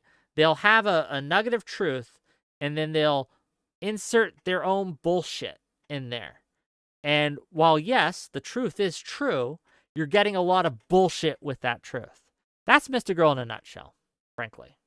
There was truth in his Destiny report, but it was wrapped in layers of bullshit. And I don't care how tasty the spaghetti is. If there's nuggets of bullshit in it, I am not going to eat that spaghetti. Does that make sense? Does that make sense, gang? Why I wouldn't suddenly see people like Mr. Girl as truth tellers? Because they're crazy. I don't know how to pronounce.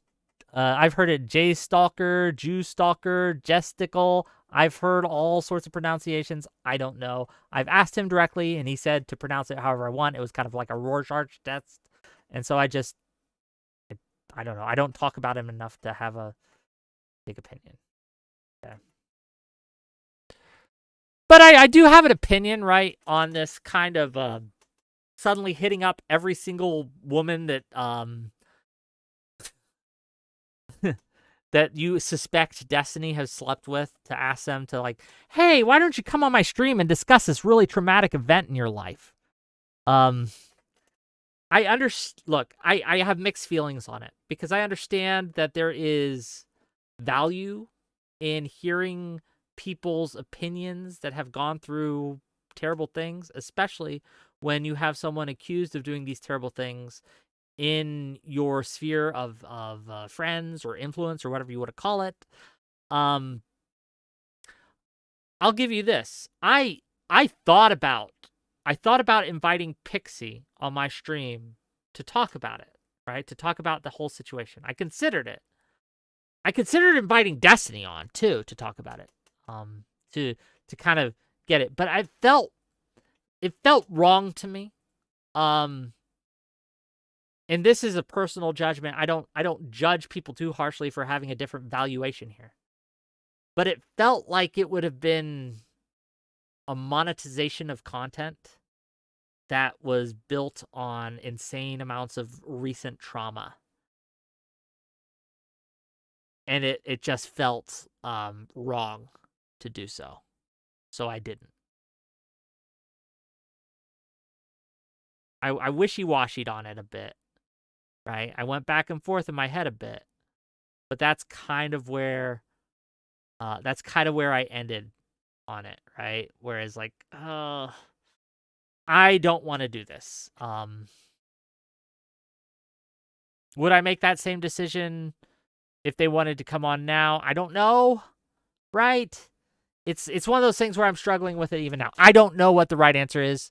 So I don't know if I give a big I don't think I give a big moral condemnation of J-Stalk in this situation, right? Does that make sense? Fair.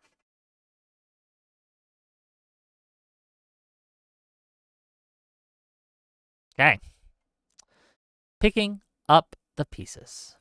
Seeing the number of people and schemes revealed initially made me incredibly paranoid about who I could trust that wasn't mining our conversations from some sort of confession or blackmail material. That's fair. Don't trust any of these motherfuckers, right? Seeing Lauren's name pop up on Pxie's substack confirmed to me that there was a significant coordination going on in the background between her and Pxie, at least. And seeing Aaron and President Sunday talking and scheming so much made me wonder what everyone's ultimate goal was. So, two things. Lauren is also Pxie's friend. Has been Pxie's friend for a long time. I think they were roommates for a while, right? Maybe I'm misremembering that, but I thought they were. And please don't jump my throat if I'm incorrect about this or misremembering this. But I don't think it's necessarily indicative of a scheme, so to speak. That Lauren, who is a lawyer, is helping Pxie with a lawsuit. I don't see anything untowards with that necessarily, but I don't. Again, I don't know, right? That's just my initial impression. Yeah, Aaron and President Sunday, Straighter Aid and President Sunday, also talking and scheming about this. That would have. I was shocked when I saw Straighter Aid's messages with President Sunday about all this. I was shocked. I didn't think Straighter Aid would do that. I didn't think Straighter Aid would share messages like that. And I worry now because I've shared messages with Straighter Aid. I'm worried how much of my messages she has shared with President Sunday.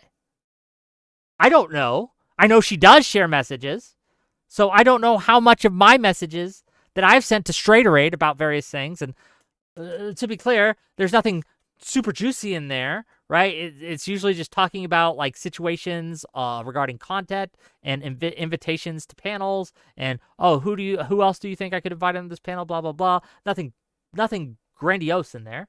But I do wonder, like, was she gossiping about me too to President Sunday, who she knows I really really don't like? It feels gross.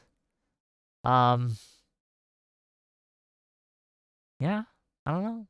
And I don't know if she even shared anything of mine. She might not have, but I know that she does share things now, of that of serious natures and personal natures, and so that sucks. Pxie going public was something I hadn't heavily considered because first of all, if you didn't heavily consider this, Destiny, that's dumb. Especially with the messages that she had sent you and that you had received through other parties, you should have at least considered this to be a possible thing. If you hadn't, I don't know what to tell you. Because it seemed to worsen both of our positions on virtually every front. Her part in the leaked material had been virtually unknown up to that point.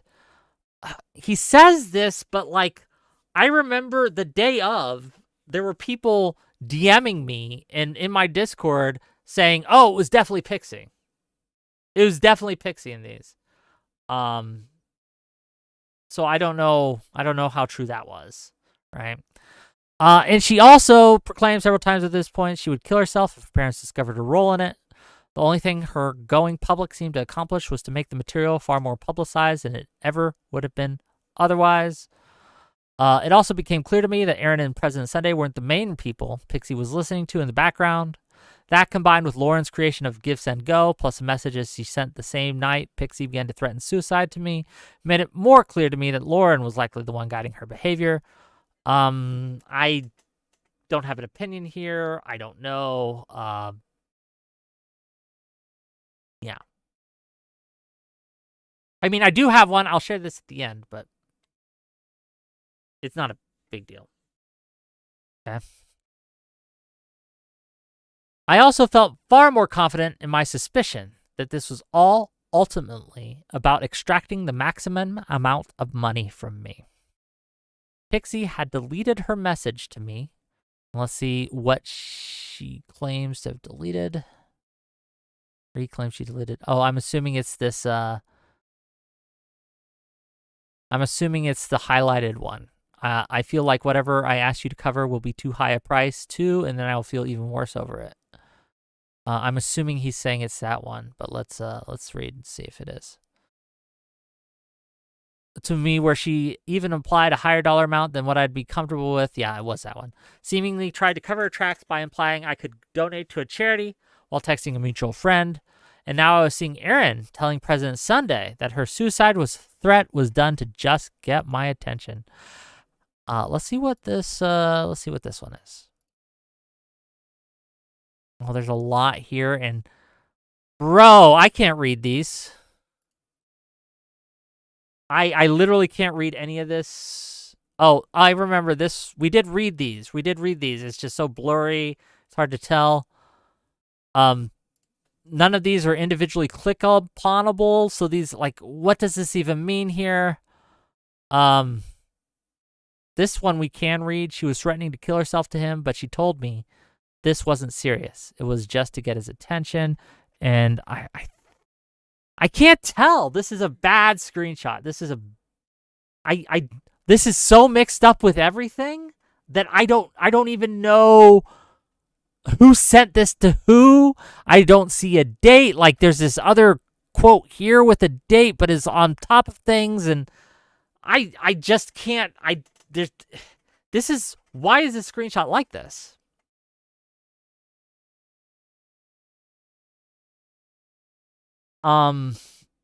It's a really bad screenshot. I would need a better one. I don't accept this screenshot, frankly. I don't accept it. It's just bad. Yeah.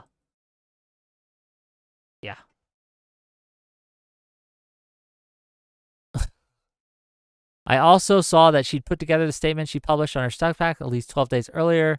That's not indicative. Of course, she was planning this many days before she published it. It wasn't a spur of the moment thing. She didn't decide to just throw it together that day. She had done it earlier, and she was probably getting someone to edit it and getting people to look over it and trying to figure out, is this the best way to say it? Blah, blah, blah, blah, blah. So yeah, so she put it together earlier. So what?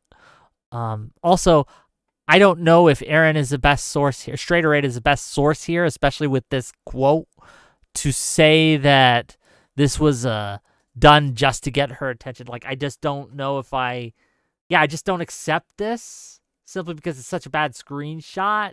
If you give me a better one, I might, but even then, this is secondhand, and I don't know, right? Let's see. Exactly outlined her scheme in messages to Erin that looks similar to text she sent to Kyla. Let's look.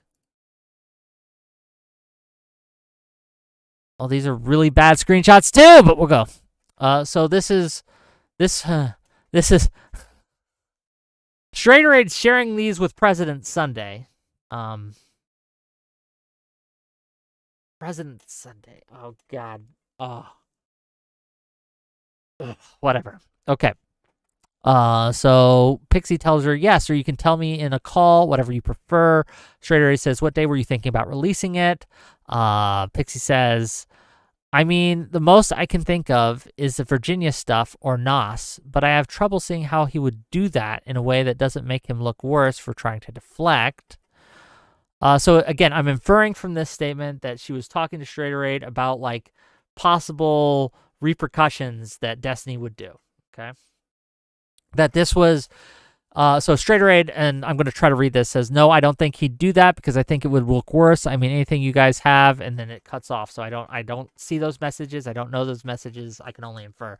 But it sounds like what's happening here, and this is a guess, it's an inference based on the text, that Straight Away and Pxie are discussing, well, if I do release this document, what is going to be the blowback? What is DGG going to do? Right? What is Destiny going to do? What do they have on me that they could hurt me with in this situation? And they're speculating on this. I don't know what the Virginia stuff is. I don't know what Nos apparently is a person. I don't know anything about that. I cannot speak to those. But it was apparently on Pxie's mind. But Pxie says he wouldn't do, he says she has trouble seeing how he would do that in a way that doesn't make him look worse for trying to deflect. That's fair. So Pxie replying to Straight Away asking, what day were you thinking about releasing it? Says, going to talk to my lawyer first, send a demand letter, and based on his response to said letter, release it. I originally wanted to do it by next week, but seems unlikely. Yeah, I mean, that's her planning it out. That seems like a wise thing to do, to plan out your announcement or accusation if you're going to make one. I don't see this as anything wrong. Yeah, if you believe you've been hurt and you want to sue someone, or you want to take things to court, or you want to make things public, you plan ahead. You think of avenues in which you can be attacked by, and you think of what responses you should make in case they attack you in X, Y, Z way, and you go ahead. So, there you go. Let's keep reading.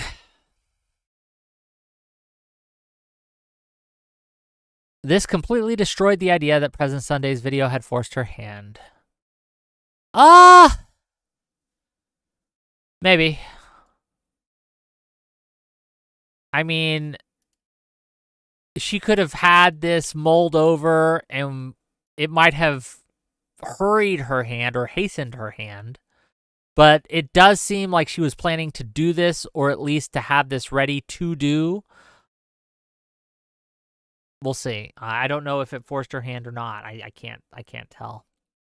Ironically enough, President Sunday seemed to understand the extortion angle as well, although he was incorrect in saying that it was Pxie's first impulse to do this, as that seemed to develop sometime around on or before December 11th, which is when, I'm guessing, Lauren began coaching her more ardently. I also finally saw in writing confirmation that she was indeed seeking a payout of at least $1 million in order to prevent her from going public. So let's look at these.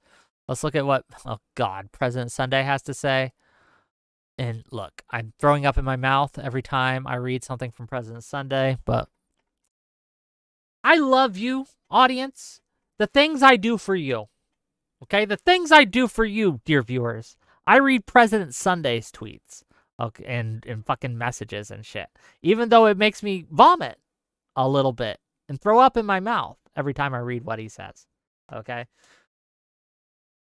President Sunday says this is not an honest person. Her first impulse was to try and blackmail Stephen with her suicide, while continue to be gentle. In fact, if dissuading her from the demented letter seems to put up barriers, I'd choose a different tactic, go along with it, and try to adjust what she says. I'd ask her, hey, do you want to go over your demand letter and then keep a record of everything? Straight Away then says, But yes, this was one of a few suggestions. I said that she's in a precarious financial situation, that she's not consulted her therapist, and that her therapy bills or payment to assist with law school would be money that would be productive to her because it's something to look forward to. She refuses to tell her family, and things were breaking down with Loner, and I felt overwhelmed being one of I don't know how many people she let into a limited support network. The suicidal threats worried me because she kept saying it was contingent on her parents finding out, not the general public, but it was never pressing enough that I felt wellness check was in order. Loner reached out to me when she hadn't heard back from her. I contacted her roommate and she asked to please contact me. And then I think that day she responded to me and I made a suggestion to Steven to offer compensation because it's what she wanted most. President Sunday says, do you understand that this is being seen as you assisting in blackmailing someone? Okay, Sunday. Look, Sunday has a vested interest in painting everyone in this sphere as a bad actor so he can be the one true good actor. President Sunday thinks this way, thinks Pxie is doing this because that's what he would do. He is projecting in this case. If he were ever in this situation, that's exactly what he would do. He would try to extort. He would try to blackmail. He is not an honest person, and he is simply projecting that and reading that into Pxie's statements here. President Sunday is a scumfuck. That's all I gotta say. Cool. Let's see the in writing stuff though, because I want to see the million in writing. It's from Straighteraid yet again. There were messages Kyla and Pxie exchanged on 12/18. Kyla was telling Pxie that she would talk to Steven IRL about the whole ideal, but then said scheduling issues prevented the conversation. She also says that every time she's tried to ask for details via messages, he's not engaged. But I think that's a lie, obviously. And for context, Pxie wanted to sue for a lot of money, literally $1 million. But I told her that amount isn't realistic. If she did that, which I doubt, that would be incredibly misleading. She wanted an incredible amount of money from the start, and I have repeatedly but gently told her that she will not get that sum she wants. There's no legal basis for her getting a $1 million payout, which she repeatedly discussed with me. So again, if we're taking Straighteraid here as on her word, then yes, yeah, it's very secondhand information, and I don't know if I believe it or trust it. Because again, we're going through a lot of middlemen here. We're going through a lot of churn of, we're playing a large game of telephone, and we're playing a game of telephone with a known gossipers and liars, and I don't know if I trust any of this shit, right? I don't know if I trust any of this shit, which makes this incredibly messy, right, to deal with and to go through. And again, up to this point, to be clear, up to this point, we have very little new information, right? All of this I've seen, I've heard, I've gone through.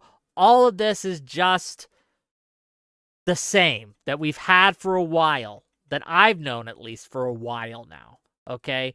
It didn't change my opinion. And as I was watching Destiny's response, I was like, this is just the same. None of this changes the dynamics of what happened. None of this changes how I feel about you non-consensually sharing nudes of someone without their consent.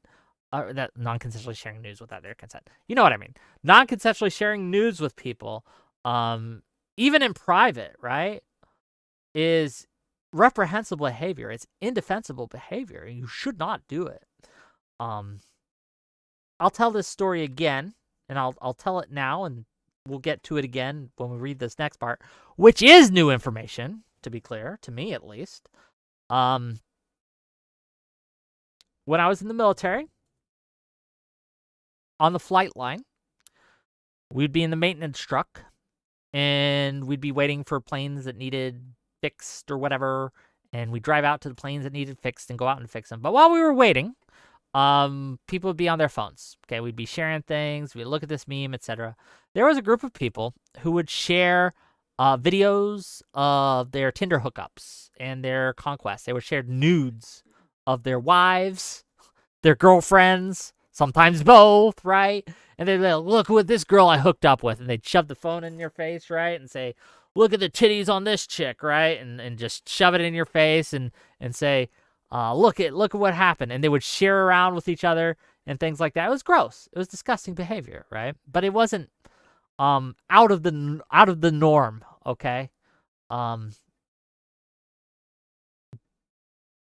it was I never trusted those people. I thought they were bad people, and it was gross that they did that. Yeah. This applies later, okay? So just keep that story in your mind. Keep going.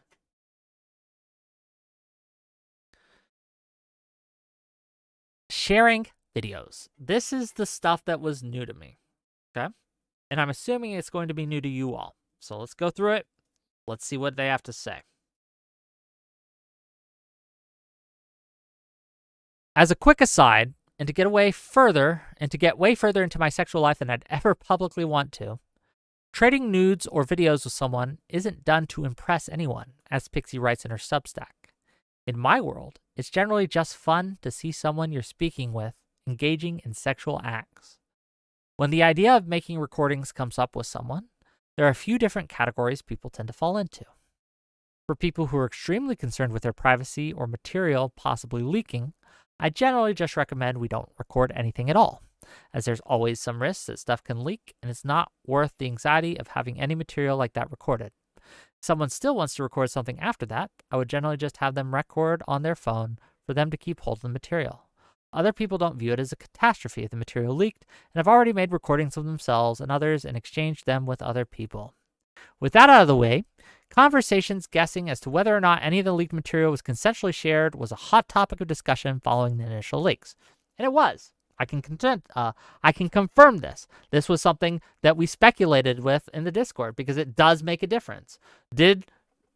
Was it consensual that this would happen, that you would share nudes with people? Like, was it understood that your video would be passed around, right? As I shared with my little group's understanding, okay? This is something that if you're engaged in that kind of lifestyle, sometimes it's just understood. This isn't always the case, though. And that's why it became speculative. Was this the case with Pxie?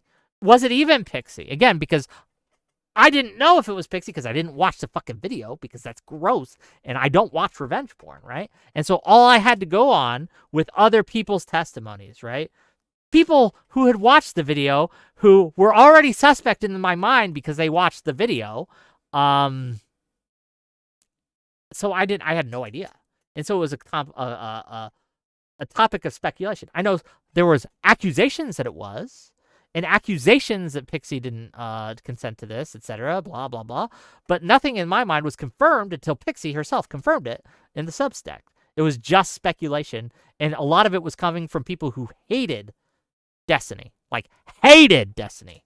I just didn't trust them, frankly. But here.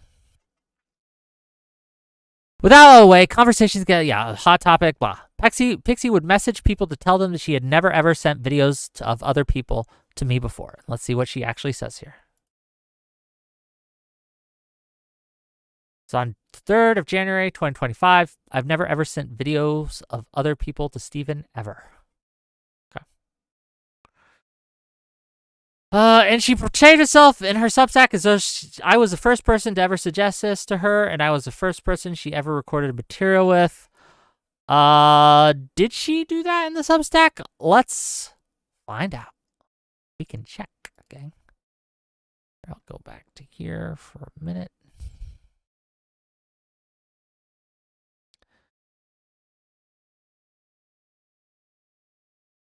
Let's see what is said. I'll do a search. First person. Nope, that doesn't come up. Recorded. None of this coming up.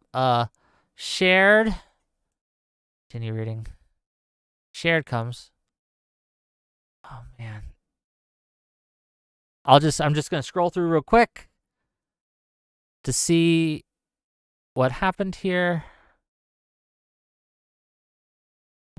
Boundaries, fall mine and claim these people were right.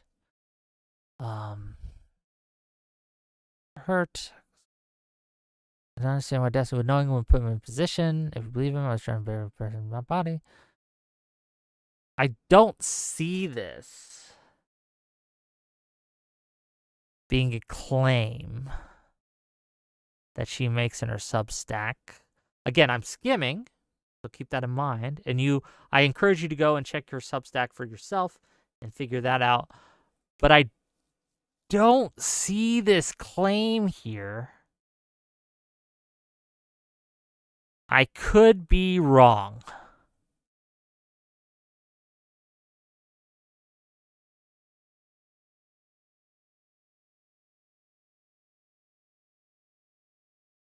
I don't see her claim that she was the first person.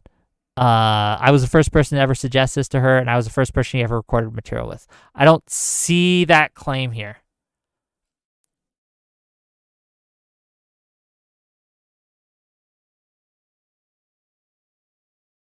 What she says is, when I was 19, I was extremely sexually inexperienced and sheltered, being severely terrified of leading someone on or sexual assault. I thought I could trust Destiny, who I had multiple long conversations with regarding consent and boundaries. So she just said she was sexually inexperienced and sheltered, which doesn't mean it's the first, right? To be clear.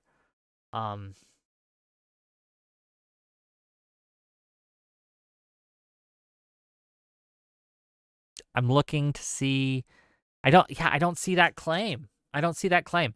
I don't see that specific claim that she was the first.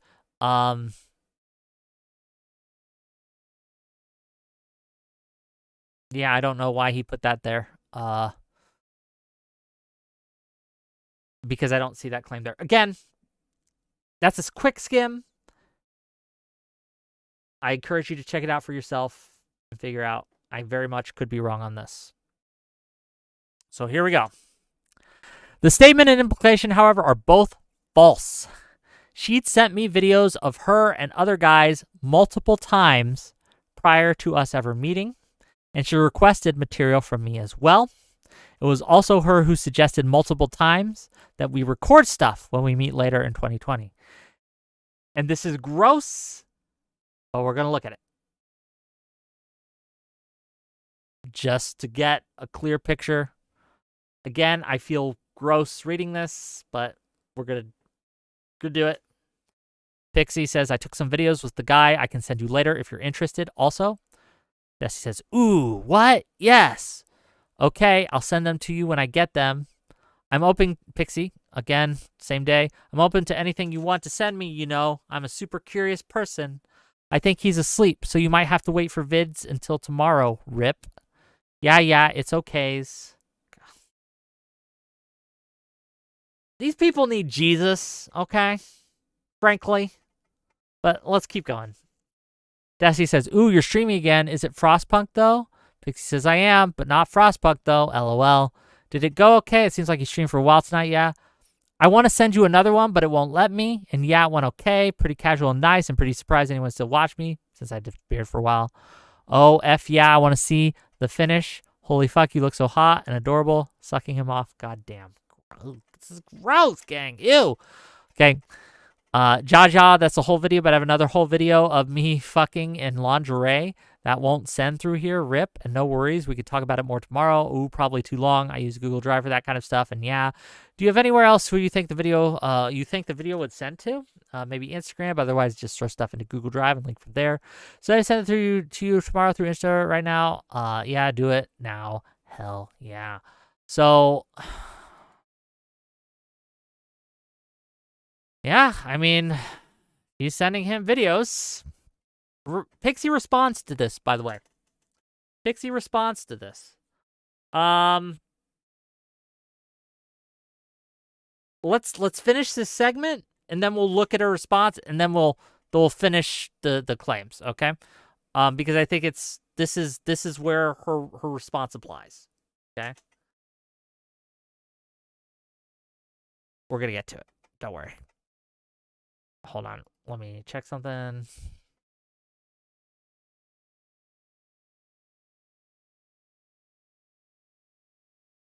Okay. So here.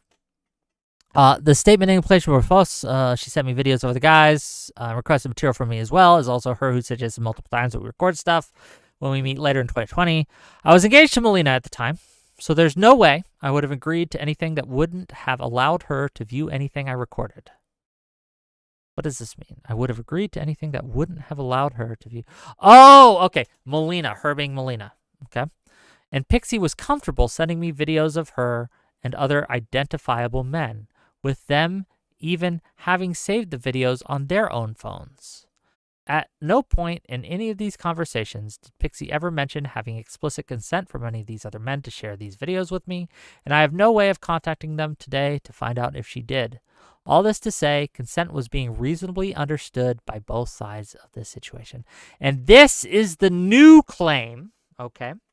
This is kind of the key and the crux to this whole statement, in my opinion. This is what I consider the load-bearing claim, that the consent was reasonably understood.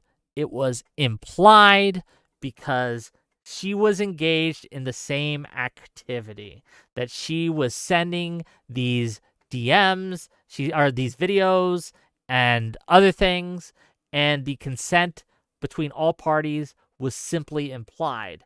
And the fact that he was at the time also engaged to Melina, that he felt it was implied, that anything Pxie sent him could be shared with Melina as well, and thus could be shared as well. This is what you think of this claim right here, whatever you think of it, if it's bullshit or if it's actually worth discussing, etc. This is the load-bearing claim of the whole statement. I just want to make that perfectly clear. This is the new information. This is what matters in this statement. And this is what... Oh. Yeah. But Pxie responds to this. And in the interest of going over all of this, right? And because this is a load-bearing claim, let's see what Pxie has to say. I think it's only fair that we do so, correct? Yes? Correct. This is Pxie. Pxie says this. Destiny is implying that I am guilty of the same crime he is. This is false. The guy was my ex who consented to sharing. I was not recording random one-night stands.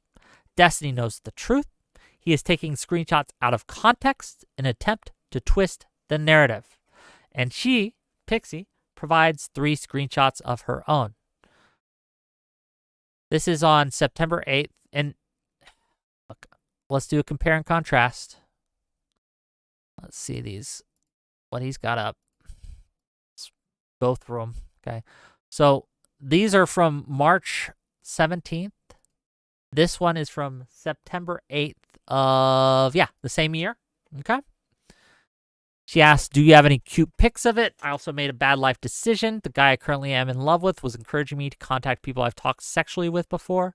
So I contacted the guy who played me a long time ago because other than you, he's the only other one who knows me in that context. And now I'm kind of sad about it.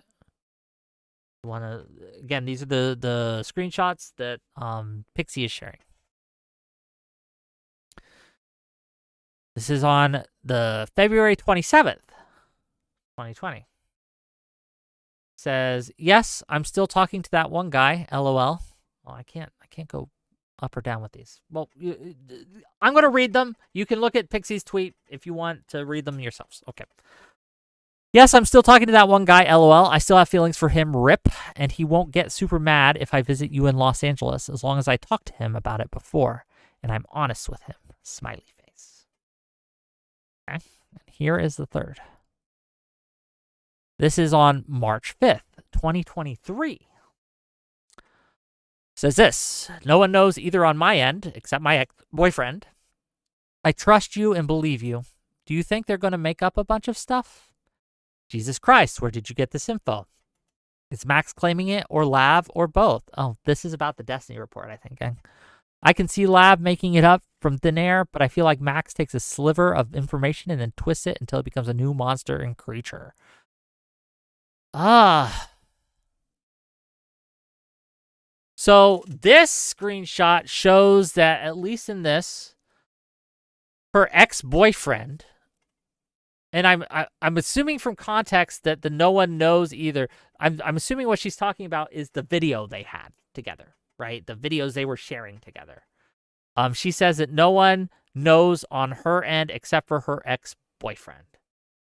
I'm assuming Pxie is sharing this because she says she's using this as evidence to show that her ex-boyfriend knew about it, and the implication is he consented to it. Pxie also has more to share. Pxie continues on and says this: I hate the fact that I'm being forced to humiliate myself like this. I was sexually struggling, and my ex suggested me experimenting with others to see if I could increase my confidence. Who does this, by the way? Who's like, you should go out and sleep with a bunch of other people? I know we're having troubles, but you need to just sleep around. Who does this? That's an aside. Okay. I wanted to make my partner happy, but I didn't want to try things with random people, so I chose someone who was an expert with consent and batteries. I chose someone I thought I could trust. Now you have decided to violate my privacy not only once, but twice by posting my private sexual messages with you. I never wanted people to know about my sexual struggles in the past. I never wanted to litigate my sex life. This was supposed to be private. The details of my sex life are supposed to be for my partner and me only, not random strangers on the internet. Destiny, you were the second person I ever slept with. I thought I could trust you. Now you're using the intimate details of my life against me. I need you to stop. You already shared some of my most intimate moments for the world to see. Why are you forcing me to share more? What do you gain from this?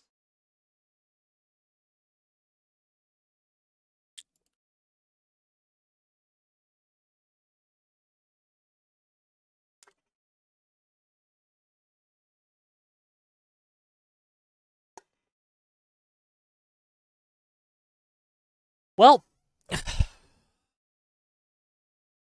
what do we think, gang?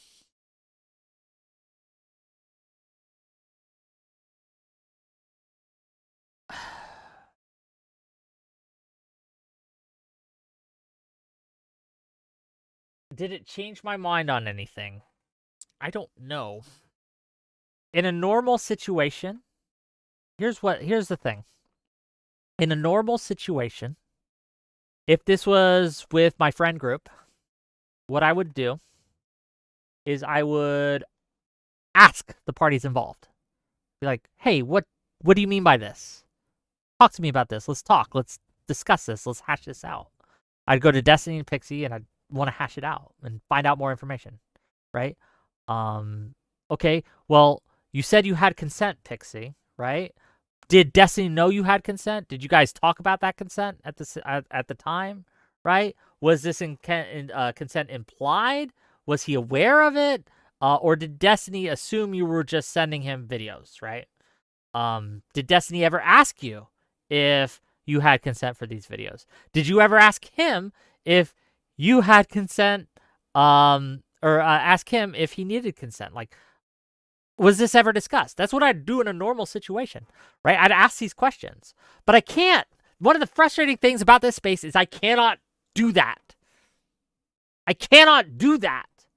And one of the reasons I cannot do that is because people look at that as farming, that I would try. And for good reason, is because look at all the conversations that have been leaked for fucking everywhere, right? Like, from everyone has been leaked everywhere about this. And while I don't engage in leaking private discussions with people, they have no reason to trust me. And so I would, if I was them, if I was Pxie, or if I was Destiny even, and I was watching this, and I got a DM from Wick saying, hey, do you want to talk about this? I would find that suspect. And so I can't just go to these people and ask them about this. Not in a way I would do in real life. Does that make sense?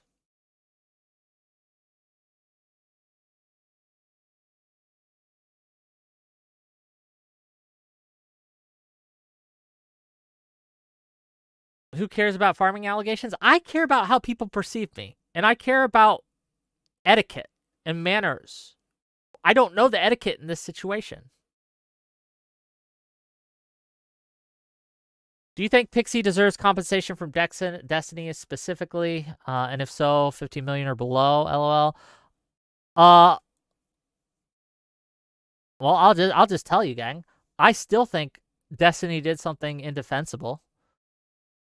I don't know how much compensation Pxie deserves in this case. But the question is, right, and this is the load-bearing question, is would a reasonable person assume that consent to share the videos was implied because they were sharing videos of each other and their other sexual exploits, right? And I don't know if that's the case. I don't know if consent is reasonably implied in that case. It's not something I've given much thought to because I've never really been in this situation, right? But it is the load-bearing question. It is the question upon which Destiny's statement revolves. And if you think that it is reasonable that consent was implied and a reasonable person can assume consent was implied, then you will think one way. Even if you don't think that's reasonable, then you will think another way. I'm leaning towards, I don't know. I just don't know. I need more information. I do.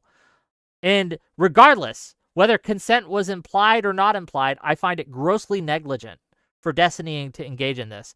I don't think implied consent is enough to justify what he did. I think he would need explicit consent in this case. But I would judge him less harshly if he thought he had implied consent. It changes the calculus. Does that make sense? Again, even with what he thought was implied consent, that doesn't make it okay. That doesn't make it right. That doesn't make it defensible. He still needs to repent. And by repent, make it up to Pxie. It's gross negligence. Gross negligence. I just don't know. I don't know the dollar amount, man. I have no idea. 15 million, I don't, that doesn't seem reasonable at all. But I don't know. I don't know this. I don't know. I don't know. But luckily, gang, the courts decide this, not me. The courts decide it, not me. I don't know.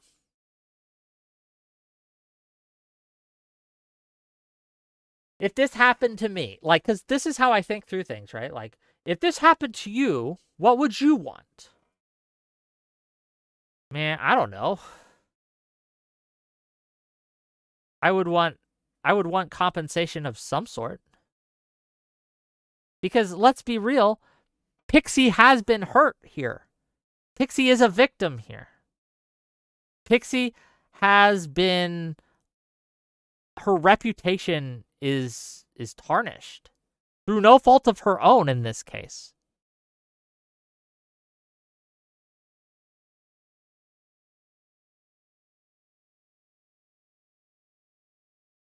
Her reputation, right, has been like, because there's always going to be people who will point to this and say she slept her way to the top, right? And yeah, easy enough to say just ignore them, they're trolls, and they are, but that's hard in practice, okay? It's hard in practice. So she does deserve compensation. Absolutely, 100%. I don't know what that is. I don't know what that entails. That's up to her.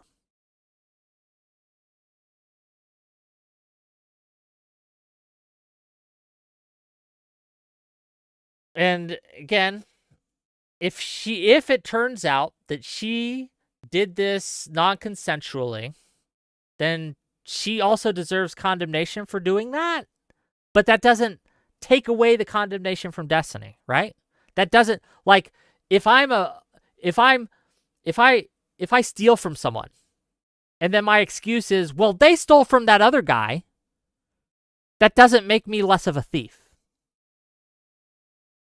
Does that make sense? If I am a thief and I go and I break into your home and I steal a vase or I steal a computer or I steal a clock and then I leave and then I get caught and I said, well, they stole that computer, vase, or clock from the store. I'm just stealing it from them. That doesn't make me not a thief, right?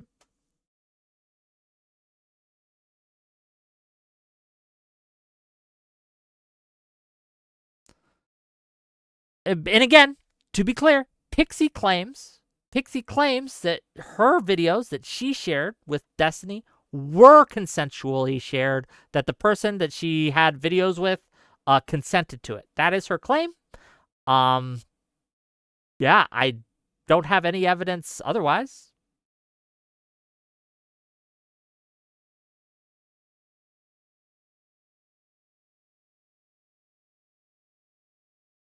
Like, if you are looking at this through simply a moral lens here, or I'm sorry, simply a legal lens here, I have less to say on the legal aspects of it. I have less of an opinion on the legality around it. I am much more interested in the morality of the situation, of what is the moral thing to do, what is the moral thing to have happen, what does moral justice look like, what should be done, what should be our stance to it, how should we judge in a moral sense the actors in this, right? That is a much more compelling question to me than is there legal, what's the legal stuff around this? I am not a lawyer. I don't know the legalities. I am not a juror on any of the cases here. I don't know. Also, keep in mind, there are other accusations against Destiny other than Pxie's. Cherry accused Destiny of recording her without her knowledge or consent. I don't know enough about that to speak on it, but it is something to bear in mind that this is an accusation that is out there that Destiny, at least thus far in the report, has not addressed. We're going to finish reading his statement, see if he does, but that is something to bear in mind when going through this and talking about it. I don't know. I don't know the details, Scorned One. I just don't know. That's why I'm not talking about it, right? Because I don't know the details of the Cherry stuff, and I just don't know, and so I can't speak on it.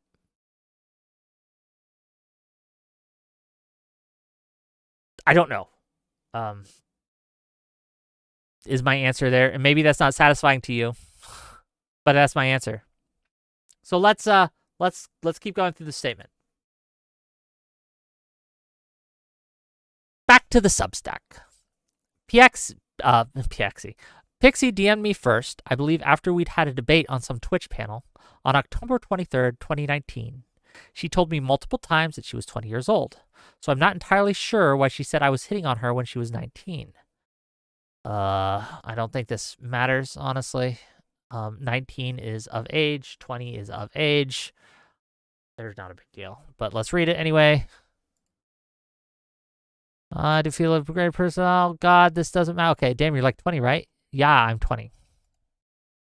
But I don't know if these are their first conversations. And again, he asks, how old are you now? 2021? I'm 20. Haha. Okay. Like, I don't, that doesn't matter to me. Honestly, 19 or 20 doesn't matter. So I'm not entirely sure why she said I was hitting her when she was 19. By the time we met in person, she was 21. Based on my interactions with her, I found it odd that she describes herself as extremely sexually inexperienced and sheltered as well. Oh, we read that in the Substack. I mean, like, in her opinion, she could have been, right? Like, again, from her statement we read, Destiny was her second partner. Assuming that's true, and I have no reason to doubt that. Sexting online, if that is most of your experience being sexual, yes, you are sexually inexperienced. That If sexting, if cyber sex made you a sexually experienced, I would have been experienced at sex at a very, very young age. I'm talking about 14, 15, right? I would have been a master, okay? Uh, but no, it doesn't. So, again, I'm not privy to all their DMs, but yeah, that's weird. In several places, Pxie deliberately uses language that makes it sound as though I'm simply sending explicit material containing only her to another person. This is not the case. The material in question is an explicit video of me and her together. I would never send around explicit material of another person on their own, and the material I've exchanged is done so because I'm in it, not to impress someone by using someone else's body. I again don't think this is relevant, at least to my moral judgment. If she's in it, it's of her as well as of you, but it is of her, and you do need her consent, in my opinion, to send it.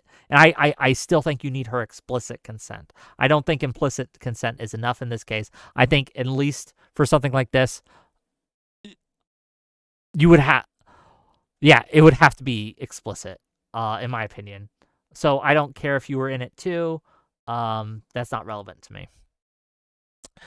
She also repeatedly claims that the main purpose of the statement was about preventing me from harming other women. If that was the case, why did she contact me at all prior to releasing it? Why was her publishing the statement contingent on my response to her and how much I was willing to pay her? So, again, giving the best faith we can to Pxie, which I will do in this situation. This is as she processes what has happened to her, as she digests what she has gone through, the reason she initially wants to do something can evolve and can change as she processes and digests of it. And there can be multiple reasons you want to do a thing. There could be multiple reasons why you want someone to be punished or to face justice. Some of that can be not schadenfreude. Some of that can be just feelings of vengeance or hatred. Some of it could be a worry that they're going to harm others in the future. This is not out of the realm of possibility. This makes all the sense in the world to me. I don't think it's out of pocket to suggest that she had multiple feelings about this, that her position probably evolved over time as she digested and processed what happened to her. Now, you could say, was she influenced towards this way of thinking by others? Probably, as she talked to them. Does that make it any less real that she has come to that conclusion? I don't think so. But I'll let you, dear audience, decide on that. Let's keep going. One of the most irritating and conspiratorial claims she makes against me is that I was sending materials to a person intentionally hoping they would leak. Let's read that specific note. Of course, this is what he says happened. I think it is just as likely he used her as a proxy to widely distribute this material while claiming deniability. Let's see that in context of the statement. Okay, this is the Substack. Let's read this in context. So the thing she says before is, yes, you read that right. Stephen Kenneth Bunnell II sent pornographic content of me to a random 19-year-old e-girl Discord kitten whom he had never met before, and then she published it to the whole world. Rest assured, despite never having met her, he at least spoke to her plenty of times on the phone. Of course, this is what he says happened. I think it is just as likely that he used her as a proxy to widely distribute the material while claiming deniability. I don't understand why Destiny would knowingly and willingly put me in a position where I would receive nonstop sexual abuse and harassment. If we believe him, he was trying to impress a barely legal teenager using my body and my privacy. Yeah, I don't know if I would believe that I just think, why would he do that? Like, why would he want this to be leaked? That doesn't make sense to me, but I don't know. I don't know why. Yeah, that was probably the weakest part of the Substack, but I don't see any. I'm trying to think that through. I'm trying to give that this good faith take, right? Like, I'm trying to put that in a good faith box. Is like, he sent it to Rose, the Discord kitten, hoping it would leak. That would, If that's the case, he's the dumbest motherfucker I've ever met. Destiny. If that's what if that is true, that's the dumbest thing I've ever heard in my fucking life. Okay, that you would do that hoping it would leak. There's no upside to that. It's all downside for you. Yeah, that's probably not the case. I will reject that out of hand. That doesn't seem to be a thing. I don't think I need to explain just how unbelievably baseless, callous, and malicious this point is, as I have suffered irreparable privacy and reputational harm due to all the publicization of the leaked material. Similarly, I find it both incredulous and ludicrous that she would imply that I was somehow attempting to intimidate her based on comments I've been making about Hassan. Let's see what she says here. I'm terrified. I mean, this guy talks about... let's find it in the Substack group. Here we go. I've been told that a court case like this could potentially cost over tens of thousands of dollars. I am terrified. I mean, this guy talks about potentially suing Hassan as if for fun, and Hassan actually has resources to defend himself. I cannot imagine what he might try to do to me in this process. Sometimes I wonder if he does this as an intimidation tactic. I wonder if he is purposely trying to put fear into my heart when he casually talks about throwing money into a lawsuit with a multimillionaire who can fight back, as if it's an indirect flaunt or warning over his capability of outspending me in whatever legal case I throw at him. At the request of my friends, I've been encouraged to link my Give, Send, Go regarding this case here in hopes that we can raise enough for me to legally succeed in the https www.givesendgo.com/sue Destiny. That's the context. This is a more reasonable fear.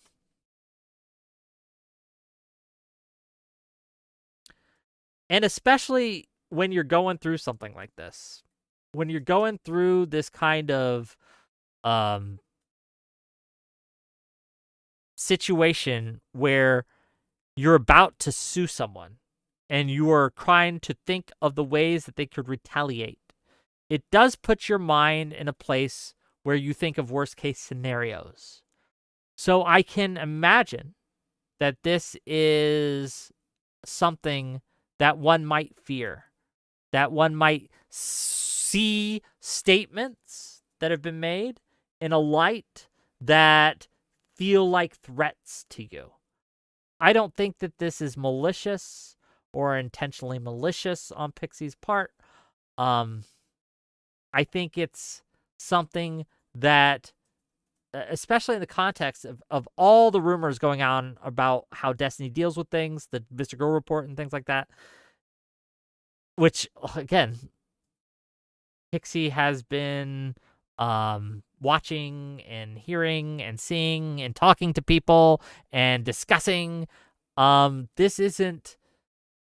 I understand why she put this in here. Let's say that. Hark Attack says, because you're casting her in an infallible light. I'm not casting her in an infallible light, but I am being good faith to Pxie here. Absolutely, I'm going to be good faith to Pxie here. I'm also trying to be good faith to Destiny here. To be clear, I'm trying to be fair. But being fair requires trying to be good faith to both parties involved. So I'm trying to take the best faith interpretation of what is being said and what is being done in both cases, both in Pxie's case and in Destiny's case. And then I'm weighing and I'm measuring and I'm trying to figure out which way is forward here. Okay? That's what I'm doing. Is it impossible to do? I don't know, but I'm trying to do it. And I think we should try to do it in these kinds of situations. I have never at any point in this process told her she had no right to take legal action against me, nor denied her any right to pursue whatever justice she felt was reasonable. On the contrary, she has been the one threatening me with going public and with suicide the entire time if I wasn't willing to pay her a massive sum of money. She also manages to twist every conversation we had in the most malicious way possible, claiming that I was downplaying my actions, when in reality I was trying to talk her off a ledge from killing herself with the advice of a friend. And let's see what he places here. Oh, this is in the Substack. Let's go to the evidence of Destiny downplaying her concern. And I think we read this earlier, but I read it again. So Pxie does the suicide thing, And then Destiny says, I think the number of people who know or even keep up with it enough to go after you on this is probably almost zero. I think people hate others involved, me, Lauren, Nick, LOL, way more, and it overshadows everything a lot more. As for any achievements or anything like that, the majority of the work and stuff you've done has been completely independent from me anyway, so the only people who would say anything like that are people who would have said shit like that anyway, aren't worth the time. Yeah, I don't see this as downplaying. If someone said, I'm going to, like, if someone had said what Pxie did to me, and I guess we'll read what Pxie said.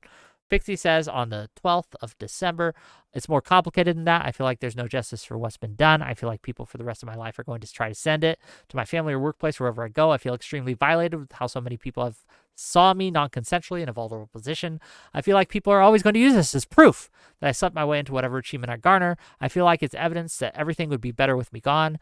Again, just as we were the best face interpretation to Pxie, we're going to be the best face interpretation to Destiny here. And it seems like, yeah, if someone has concerns, I try to address and alleviate these concerns. I don't see this as downplaying.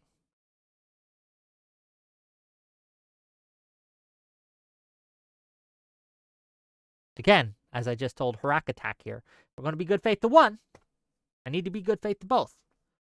And I think that, like, this is him simply trying to address concerns. Now, again, I can see why Pxie would see this as downplaying. I could see why this might come across as downplaying, right? I could see, especially if you're in Pxie's position, right?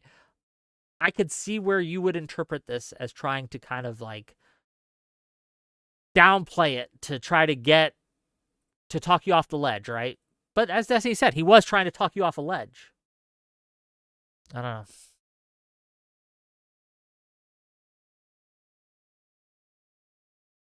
In addition to the misrepresentation and lies in her statements, again, I don't see almost any of this as misrepresentation or lies, okay? I don't think that Pxie has been lying on this.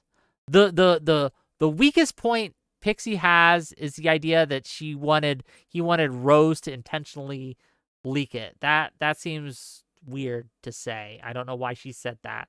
But everything else, I can see a reason why she would consider it to be the case. I don't think Pxie's a liar. I don't think Pxie's intentionally misrepresenting these things. Yeah. She's also sure to leak directly to any tweets involving other high-profile figures I spoke with, likely with the goal of getting others to tweet her statement at them.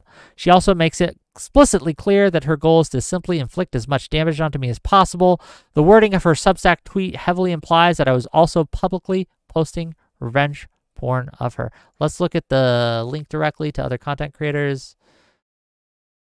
It concerns me that Destiny's been interviewing potentially dead Sarah Charendon, such as Marianne Williamson and Martin O'Malley, who have no idea of what he's done as time passes. And he tries to position himself to have interviews with the. Oh, well, let's go to the links on her Substack. Give me a second. Here we go.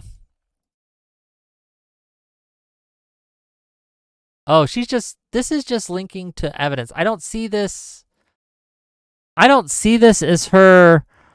Like, I think that Destiny is being unfair here when he says that she's doing that likely with the goal of getting others to tweet her statement at them. I don't see that as a case. She is simply making a claim here in her Substack, right? That she's concerned that Destiny's talking to this high profile figures, and as evidence, she leaks to him talking to the high profile figures. It's simple as that, gang. She's just providing evidence in her Substack. Again, we're being best faith here. So I don't think it's likely. I don't think it's likely that that's the goal. She also makes it explicitly clear that her goal is to simply inflict as much damage onto me as possible. Again, the simply here isn't working for me. From all the statements we have read today, she wants justice. She does think that part of that is inflicting damage on you, on Steven. I don't know if that's the right route to take, but it is not an unreasonable route. And it's not her only goal, right? I don't think this framing is fair to Pxie. Again, she has said multiple times in multiple conversations that she wants to make sure that you don't do this to other women, that you don't do this again. So to act as if this is simply inflict as much damage as possible, I just don't buy that. I just don't think that's true. The wording of her Substack tweet heavily implies that I was also publicly posting revenge porn of her. Let's see what he uses. On November 19th, or 29th, the streamer Destiny non-consensually shared my nudes, making me a victim of revenge porn. I'll be suing him in red court. Here's my story. I guess that's a fair claim. Negotiation begins. On January 31st, 2025, I received the first written demand from Pxie's law firm. This time, the letter was citing Florida Civil Statute 784.049 for sexually cyber harassment, which requires malicious intent when publishing images. I don't care about the legal side of this, so we're not going to look into the legal side of this that much, but fair enough. Thankfully, the demand to settle our dispute was a reasonable one, with Pxie only requesting $15 million plus legal fees in order to come to amicable settlement. Was this the initial request? This might be like, and here's the evidence of this. So they're asking for $15 million for compensation for emotional distress, reputation harm, pain and suffering, loss of privacy, loss of personal and professional standing, and the ongoing impact on client's life. I don't know I don't know the amount that's normal in these cases. I don't know. I just don't know. It seems a lot to me, but this is something that, with my grand experience from watching TV shows, okay? Don't you highball them at first and then negotiations and try to, and you put out a really high number, you expect them to talk you down. Isn't that like how haggling works? So I mean, 15 million is still a lot to start with. But I don't know. I don't know what the norm is in this situation. But the legal aspect of me, I don't know, whatever. A phone call followed between our two law firms to discuss the absurdity of this demand. I was incredibly irritated at this point, as Pxie had already launched a maximum pressure campaign against me publicly, and I was forced to sit on my hands while these negotiations took place, since I didn't want to compromise her ability to settle things with me without having to publicly out our prior private interactions. It was also unbelievable to me that someone could so quickly go from being so suicidal over the prospect of her parents discovering the leaked material to posting a public statement against me, implicating her in all the leaked material and exploding its popularity, filing a civil suit against me without even trying in good faith to reach a settlement beforehand, and publicly provoking and continuing fights with others who are also publicizing aspects of the leaked material. I don't see this as unbelievable. Again, it's a process. People process things at different rates. People's feelings on things evolve over time. Going from not wanting it to be public at all to wanting it to be public so you can get justice is an entirely reasonable evolution of one's take on a thing. Okay? I don't see that as being untowards.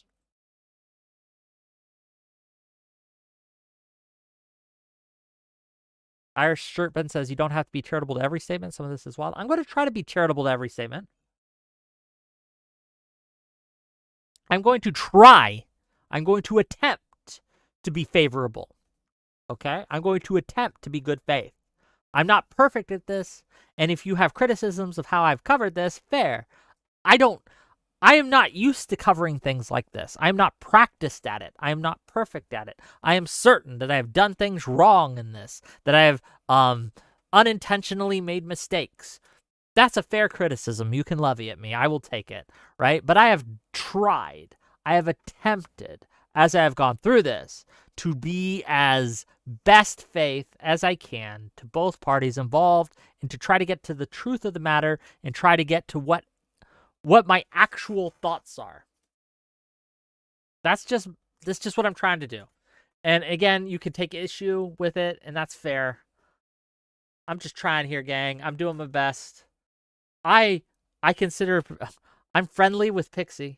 I consider her, if not a friend, then a pleasant acquaintance. I have no ill will towards her. I don't like what Destiny did here. I don't know. Let's keep going, because there's a little bit left. The present, and that's where we're at now. The last few months have been an utter nightmare for me. It's frustrating that no one cares that Kiwi Farms is still to this day hosting all the revenge porn on their own servers. I care about that, and I've cared from the beginning, but I've also cared about the Pxie stuff. I care about both things, and I can care about both things, and I can criticize both things, and I have criticized both things. So I get that he's frustrated. I understand it. I get it, okay? But still, come on. To reiterate, the reasons it's taken me so long to make any statements about this are because initially I wanted to minimize publicizing both mine and other people's explicit material. Then it was due to Pxie's claim that she would kill herself if the material ever made its way to her parents. And finally, it was done to allow Pxie to have the maximum room possible to negotiate some sort of settlement with me without me having to come out with a statement of my own that sheds more light on her character and her behavior. There's always room for improvement in my own behavior. Yeah. And I've obviously reflected on and changed the way I've engaged with people in this space over the past couple of years. The entire ordeal involves a video recorded 5 years ago and sent 3 years ago in April of 2022. It's irritating that my prioritizing Pxie's well-being at every stage of this after the leaks has resulted in me being maligned so heavily, but alas, I don't look forward to the next 12 to 18 months of this drip feeding into my content. Maybe we'll spend it trying to beat Elon into space. Okay, and we are officially finished with that, and I can kind of give a little bit of closing thoughts on my end here, right?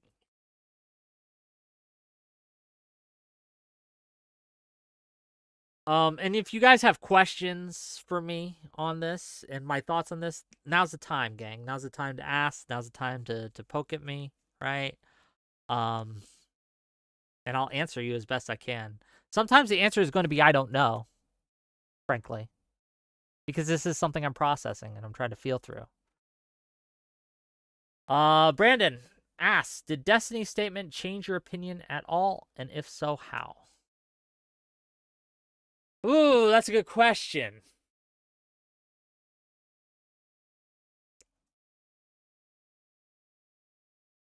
What it does is it changes my calculus on would he reasonably be expected to know, or would he, how reasonable can I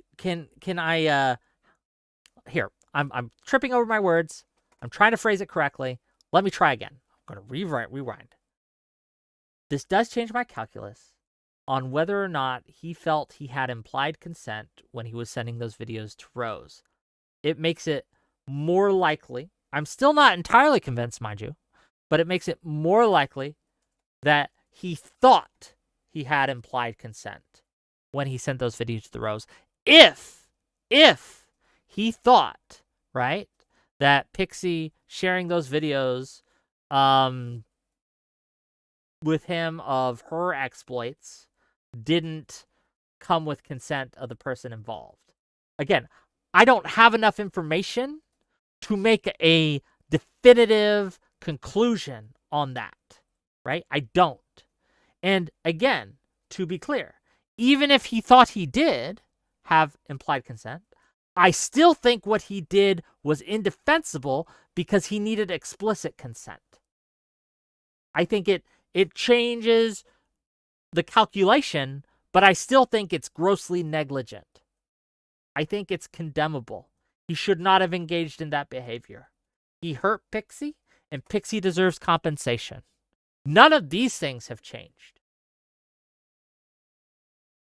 But my opinion on his character adjusts slightly based on this. Does that make sense? I don't know. I need more information. And again, as I said, in a perfect world, I would be talking to each of these individuals and I'd be trying to get to the bottom of it to figure it out. Okay?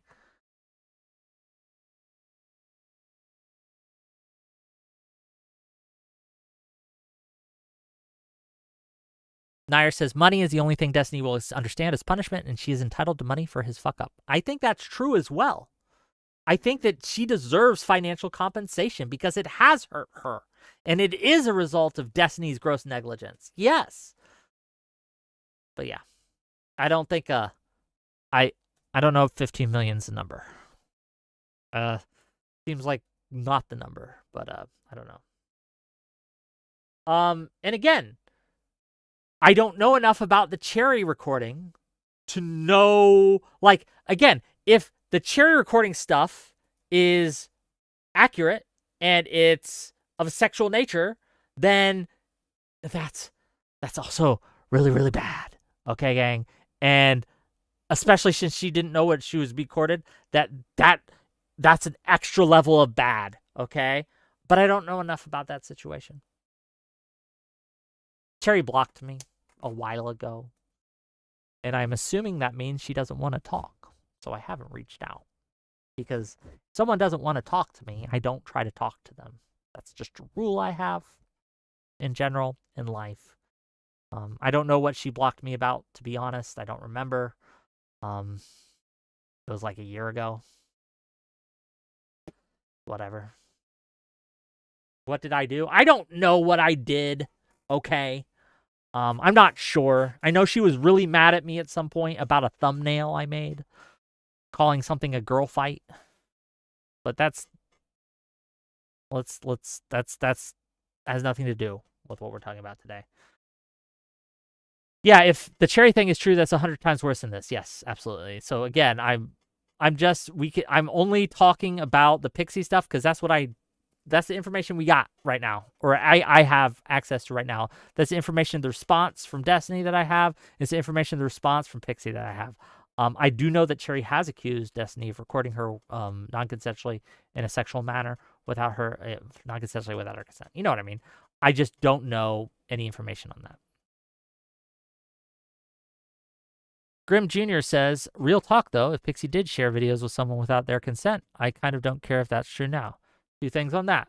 1, Pxie claims that she did have consent explicitly from the people who were in the video that she shared with Destiny. That's her claim. 2, even if it was non-consensual, that does not justify what Destiny did. That doesn't. 2 wrongs don't make a right.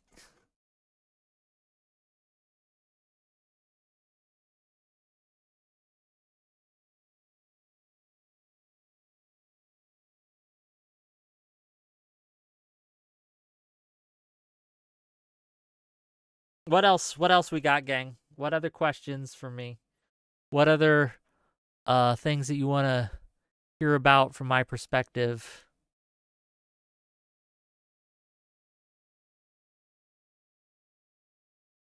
How do you think I covered it, gang?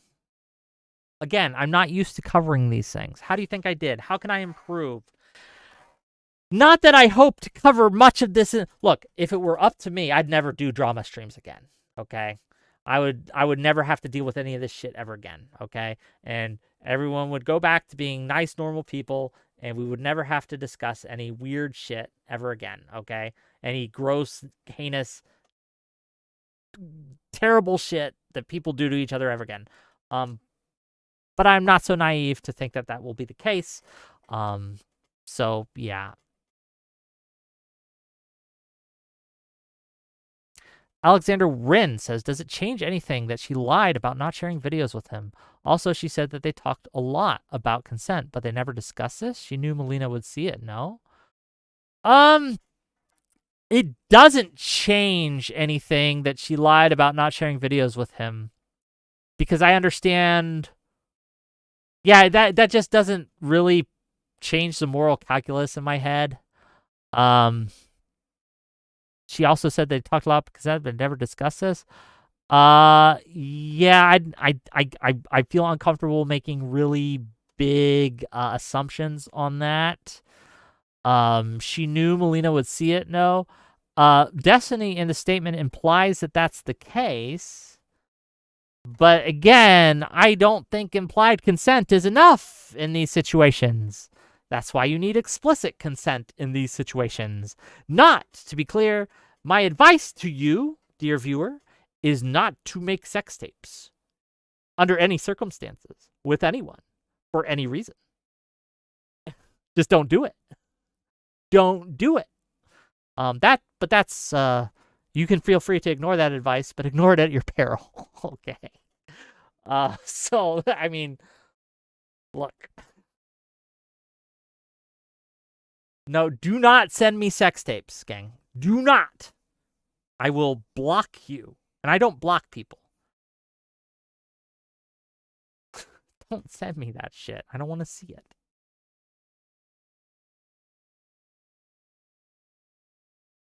Yeah, Nair, we covered that. We covered Pxie's response. Pxie also clarified on Twitter that she had consent from her ex-boyfriend.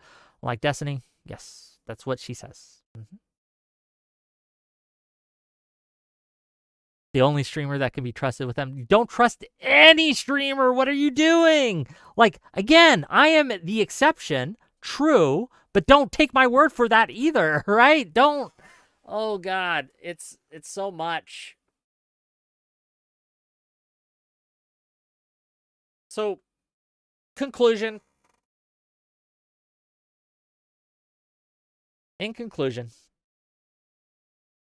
I still think what Destiny did was wrong. It was inappropriate behavior, indefensible behavior. He should not have done it. Pxie deserves compensation. My change is in judgment of his character, and that's only a tentative possible change. I need to look into the new information more before I make a final decision on that. But as I said, when this initially dropped, I have not changed my position on this. I don't ban people, nor do I keep them from coming on my show simply because I think they're a bad person. I had Andrew Wilson on my show, for God's sake, the other day, okay, where he debated me. And I think he's a scumfuck. Yeah, I will have people I don't like. I'll have people that I think are terrible. I will have, look, I'll tell you this. If Hitler wanted to come on my show, I'd come on, I'd talk to him. Okay? If some rapist who raped 12 people wanted to come on my show, if I thought the topic was appropriate for them to have on my show, I would have them on my show. This is a free speech platform. That's what that means. Period. Does that mean I'll invite any of these people over for dinner? No. But if I think the topic is appropriate for you and to talk to you, and this is, again, the take I gave at the time as well, when it dropped on the 20th of January, and this is the take I still have today. So yeah. Is there anyone you wouldn't talk to? If you annoy me enough, like if I like President Sunday, I think President Sunday is not as bad of a person as Andrew Wilson, for example. But I would have Andrew Wilson on my show, and I wouldn't have President Sunday on my show because President Sunday has offended me on a personal level, and I don't like that. So yeah.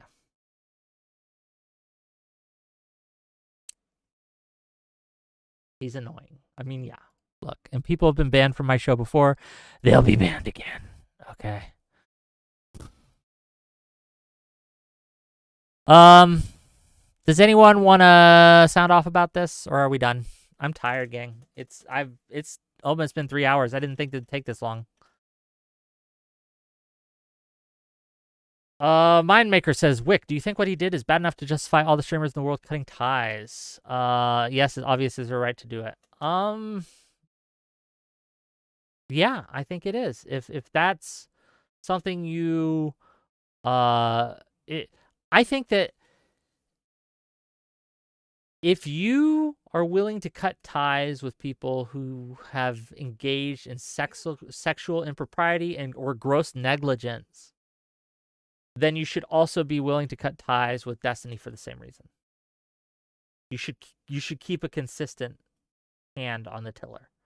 I will say this, though. There is a different calculus that an actual friend has than I do with a streaming associate. So, for example, I think someone who is actually legitimately a personal, real-life friend of Destiny has a different responsibility than a streamer, right? Just a streamer who goes on his show or has him on his show on other times. I think that even if your friend does something terrible, you have at least a duty to attempt to change that friend, to be there for that friend, to help them be better. Obviously, you are not chained to that person forever.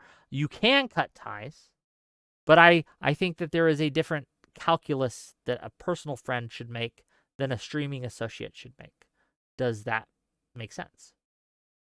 So I will also take this moment to say again, everyone hating on Not So Erudite for her role in this, I have no patience for you.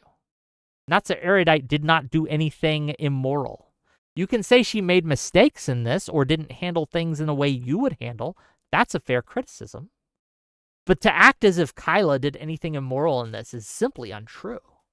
It's simply not the case. Again, you can have issue with saying, well, she made a mistake here, and that's fair. But immoral, not at all.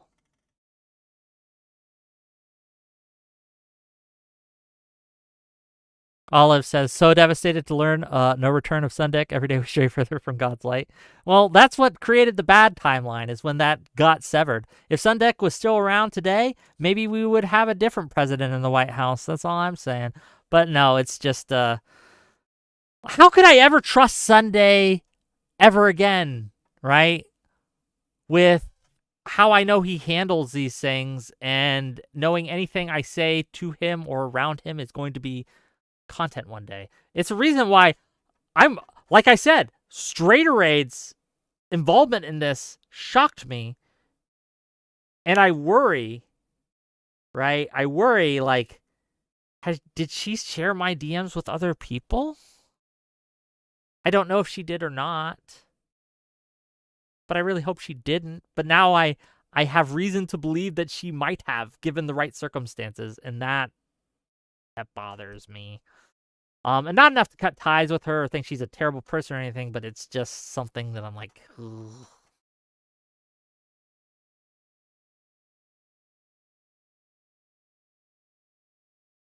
Do you think Steven will put hits out on anyone involved?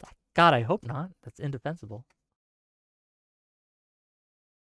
D. Corey asks, are you Not So Erudite's new Are you Not So Erudite's new co-host on Bridges? No, I haven't been asked or invited for anything like that. Toby-Wan Kenobi says, do you think Pxie was just threatening Destiny with her suicide to get her away? No, I don't believe that. I don't think that it's fair to characterize Pxie's using threats of suicide to just get her way or just get a bunch of money. I don't believe that of Pxie. I don't think that's supported with the evidence. I think that Pxie was really legitimately going through it for real legitimate reasons and was just expressing how she felt. I don't think that this was anything malicious or manipulative in that. No, I don't see that. Do you think Pxie should have taken a vacation from the internet for her mental health when the leaks happened? I think we all should take vacations from the internet for our mental health. I'm taking a vacation next week, gang. I'm going to Florida next week, gang. So you won't see me. I'm taking a vacation for my mental health because, my God, you guys are crazy. So yes. Oh, man. So Jolt says, what about her message that she only said the self-deletion stuff to get his attention? That, to be clear, wasn't said by Pxie. That was said by Aaron, who said Pxie said that. And whether Aaron's being accurately representing that or not, I don't know. The screenshot of that was terrible as well. It's super secondhand information, so I don't know, right? I don't give that a lot of credence, because again, part of the problem, part of what makes this so messy, is the amount of middlemen involved, the amount of second, third hand, fourth hand in some cases, information that got passed around, spread in these groups, right? With these little discords, secret convos happening, group chats that were spread out and happening, right? It makes everything so messy because communication, it's like a giant game of telephone that's scattered, and where a bunch of the telephone E's are incentivized to gin up things to make it more crazy than it was, and it makes it very hard to really get to the truth of the matter.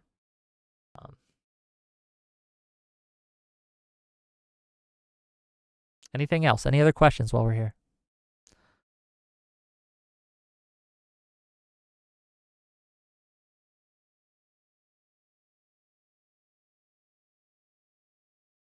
If you want to call in to ask me questions, you can. Lawson Harrison, let's bring you in. Hey, you're live. Questions you can. Lawson Harrison, let's bring you in. You mute my stream. What's up, bud? Thoughts? What are your questions for me? Oh, not much. So you're going to Florida? Yes, I'm going to Florida. Are you in Florida? What's in Florida? Family. Oh, okay. Yeah. See my family. No one else you're gonna see in Florida? No. I mean, okay. Maybe friends too, but Oh, like who? What kind of friends? This is a big fat none of your business, frankly. I'm just fucking with you. This is a big fat none of your business. It's yeah, none ya. Just but no, I have the family. Subject of your stream lives in Florida. I have family in Florida, and I'm gonna go see them. Right on. It'd be nice. Cool. Yeah, I don't know. I feel like Destiny's like Israel. It's not enough to just be like, yeah, I don't think they're Satan, you know. And that's enough for people to just shit on you. So. Okay. I will tell you this. I'm not going to tell you who I am going to visit or not, but it's not going to be Destiny. I have no plans to visit Destiny. And you guys saying that I'm going to visit Destiny the fan fiction is wild here. I'm also not going to visit Not So Erudite. I have no plans to visit Not So Erudite. I would if she invited me over, right? But no, none of that, right? No streamers. No. Yeah. But that's good. Okay. Is there any questions you have for me though regarding No, not really. I just wanted to come give you shit. But well, good coverage though. I give you an A on the coverage. Yeah? Very fair, Was balanced. It fair? Yeah, like you're gonna get shit on by whoever for no matter what you say. So don't take it to heart. Well, I appreciate you thinking it's good. I'll let you go, buddy. All right. Love you, bud. Hi, you're live. Do you got questions? Oh. Hello? Hi, do you have questions? Oh, I had two things to say, honestly, because I, as a veteran myself, I kind of agree or understand the sentiment about when you have fellow vets kind of take their own life. One thing how I would differentiate between the two, or at least between, like, I guess, how Pxie was conducting versus the veterans. And I could understand Destiny's perspective of being like, okay, this whole like, oh, I'm just taking care of business before I choose to, just to end it all, versus like vets. We don't, from what I've seen or experienced, we never usually just issue out a bungee cord, so to speak. It's always like out of the blue. I can name a few where it's just like all of a sudden I hear from like fellow like Marines saying like, "Oh, hey, did you hear so and so?" Like, wait, what? When? I've experienced like that. So a lot of them, most of them, to be clear, have been that, right, where it was a shock to me. But there have been a couple times where I was like, there were warning signs. Does that make sense? And I had one time in particular. 100%. Luckily, they never actually did it. But I've had a couple vets or people I was working with at the time talk to me about it, but we were able to get them help, right? But you're right. Most of them were just yeah. Oh no, 100%. Thankfully, like chaplains being there and all, like just resources there is just Yeah. like those are like the fortunate cases. But I mean, other than that, yeah, I also agree that like yeah, Destiny, what Destiny did, Mm. 100% wrong. Um, there should be, or at least he believes like whenever wrong has been done, some sort of justice or restitution should be made. Um, However, the way I think Pixie is going about it is just like if I were to give some sort of shareability, especially through the Substack, it's like I don't know. Just it just either someone else wrote it that way, um, or it could just be something else. But I mean, either way though, it's a Okay. Well, thank you for tricky your situation thoughts, sir. overall. But no, yeah, hopefully you do well in or I don't know what's going on down in Florida, but Visit hopefully my make the most of family. I'm it. going to take a vacation. I'm not doing nothing, right? Oh, please. Oh, yeah, no, Yeah, 100%. this is not for Honestly, work. You know what I'm gonna do? If it's warm enough, I'm gonna swim in the pool, okay? Because my parents have a pool, and I'm gonna swim in that shit, okay? I might oh, post yeah, pics no. on Twitter. You might see it, but Mhm. Oh, absolutely. I yeah. think also if you like for mental health, especially with what's going on in like political world, Oh yeah, especially if you're in the US of A. oh yeah. Me personally, I did actually have to like check out. Like I used to follow a lot of political streamers, but yeah, I'm Okay, still keep watching you though. I like your content. well, thank you. I'll talk But to you later, buddy. Okay. all right, take care. Yeah, I am not going to be working. Sorry, gang. I might send clips or videos of me just hanging out. If something crazy happens, I might give a short take on it, but it won't be on my stream. It'll be on Twitter. Um, so yeah. Um, Again, I read the Pixie Substack at first, and when it first dropped. I don't have an issue with Pixie Substack. I believe what she says. Yeah. Let's bring in the next contestant. What you got? What up, bro? What up, broski? Sorry, I'm on my phone right now, so if the audio's fucked up, I apologize. Okay, what's your question, sir? So, listen here, man. All right, I want to bring the lion tomorrow. All right. Now I can maybe minus an enhancement, and then I'll be perfectly at 2,000 So, points, right? to be clear, this is regarding your Warhammer army that we're going to play tomorrow on Tabletop Simulator off stream, by the way, gang. But this has Yes, nothing to off do stream. with the Destiny statement or with Pixie's stuff.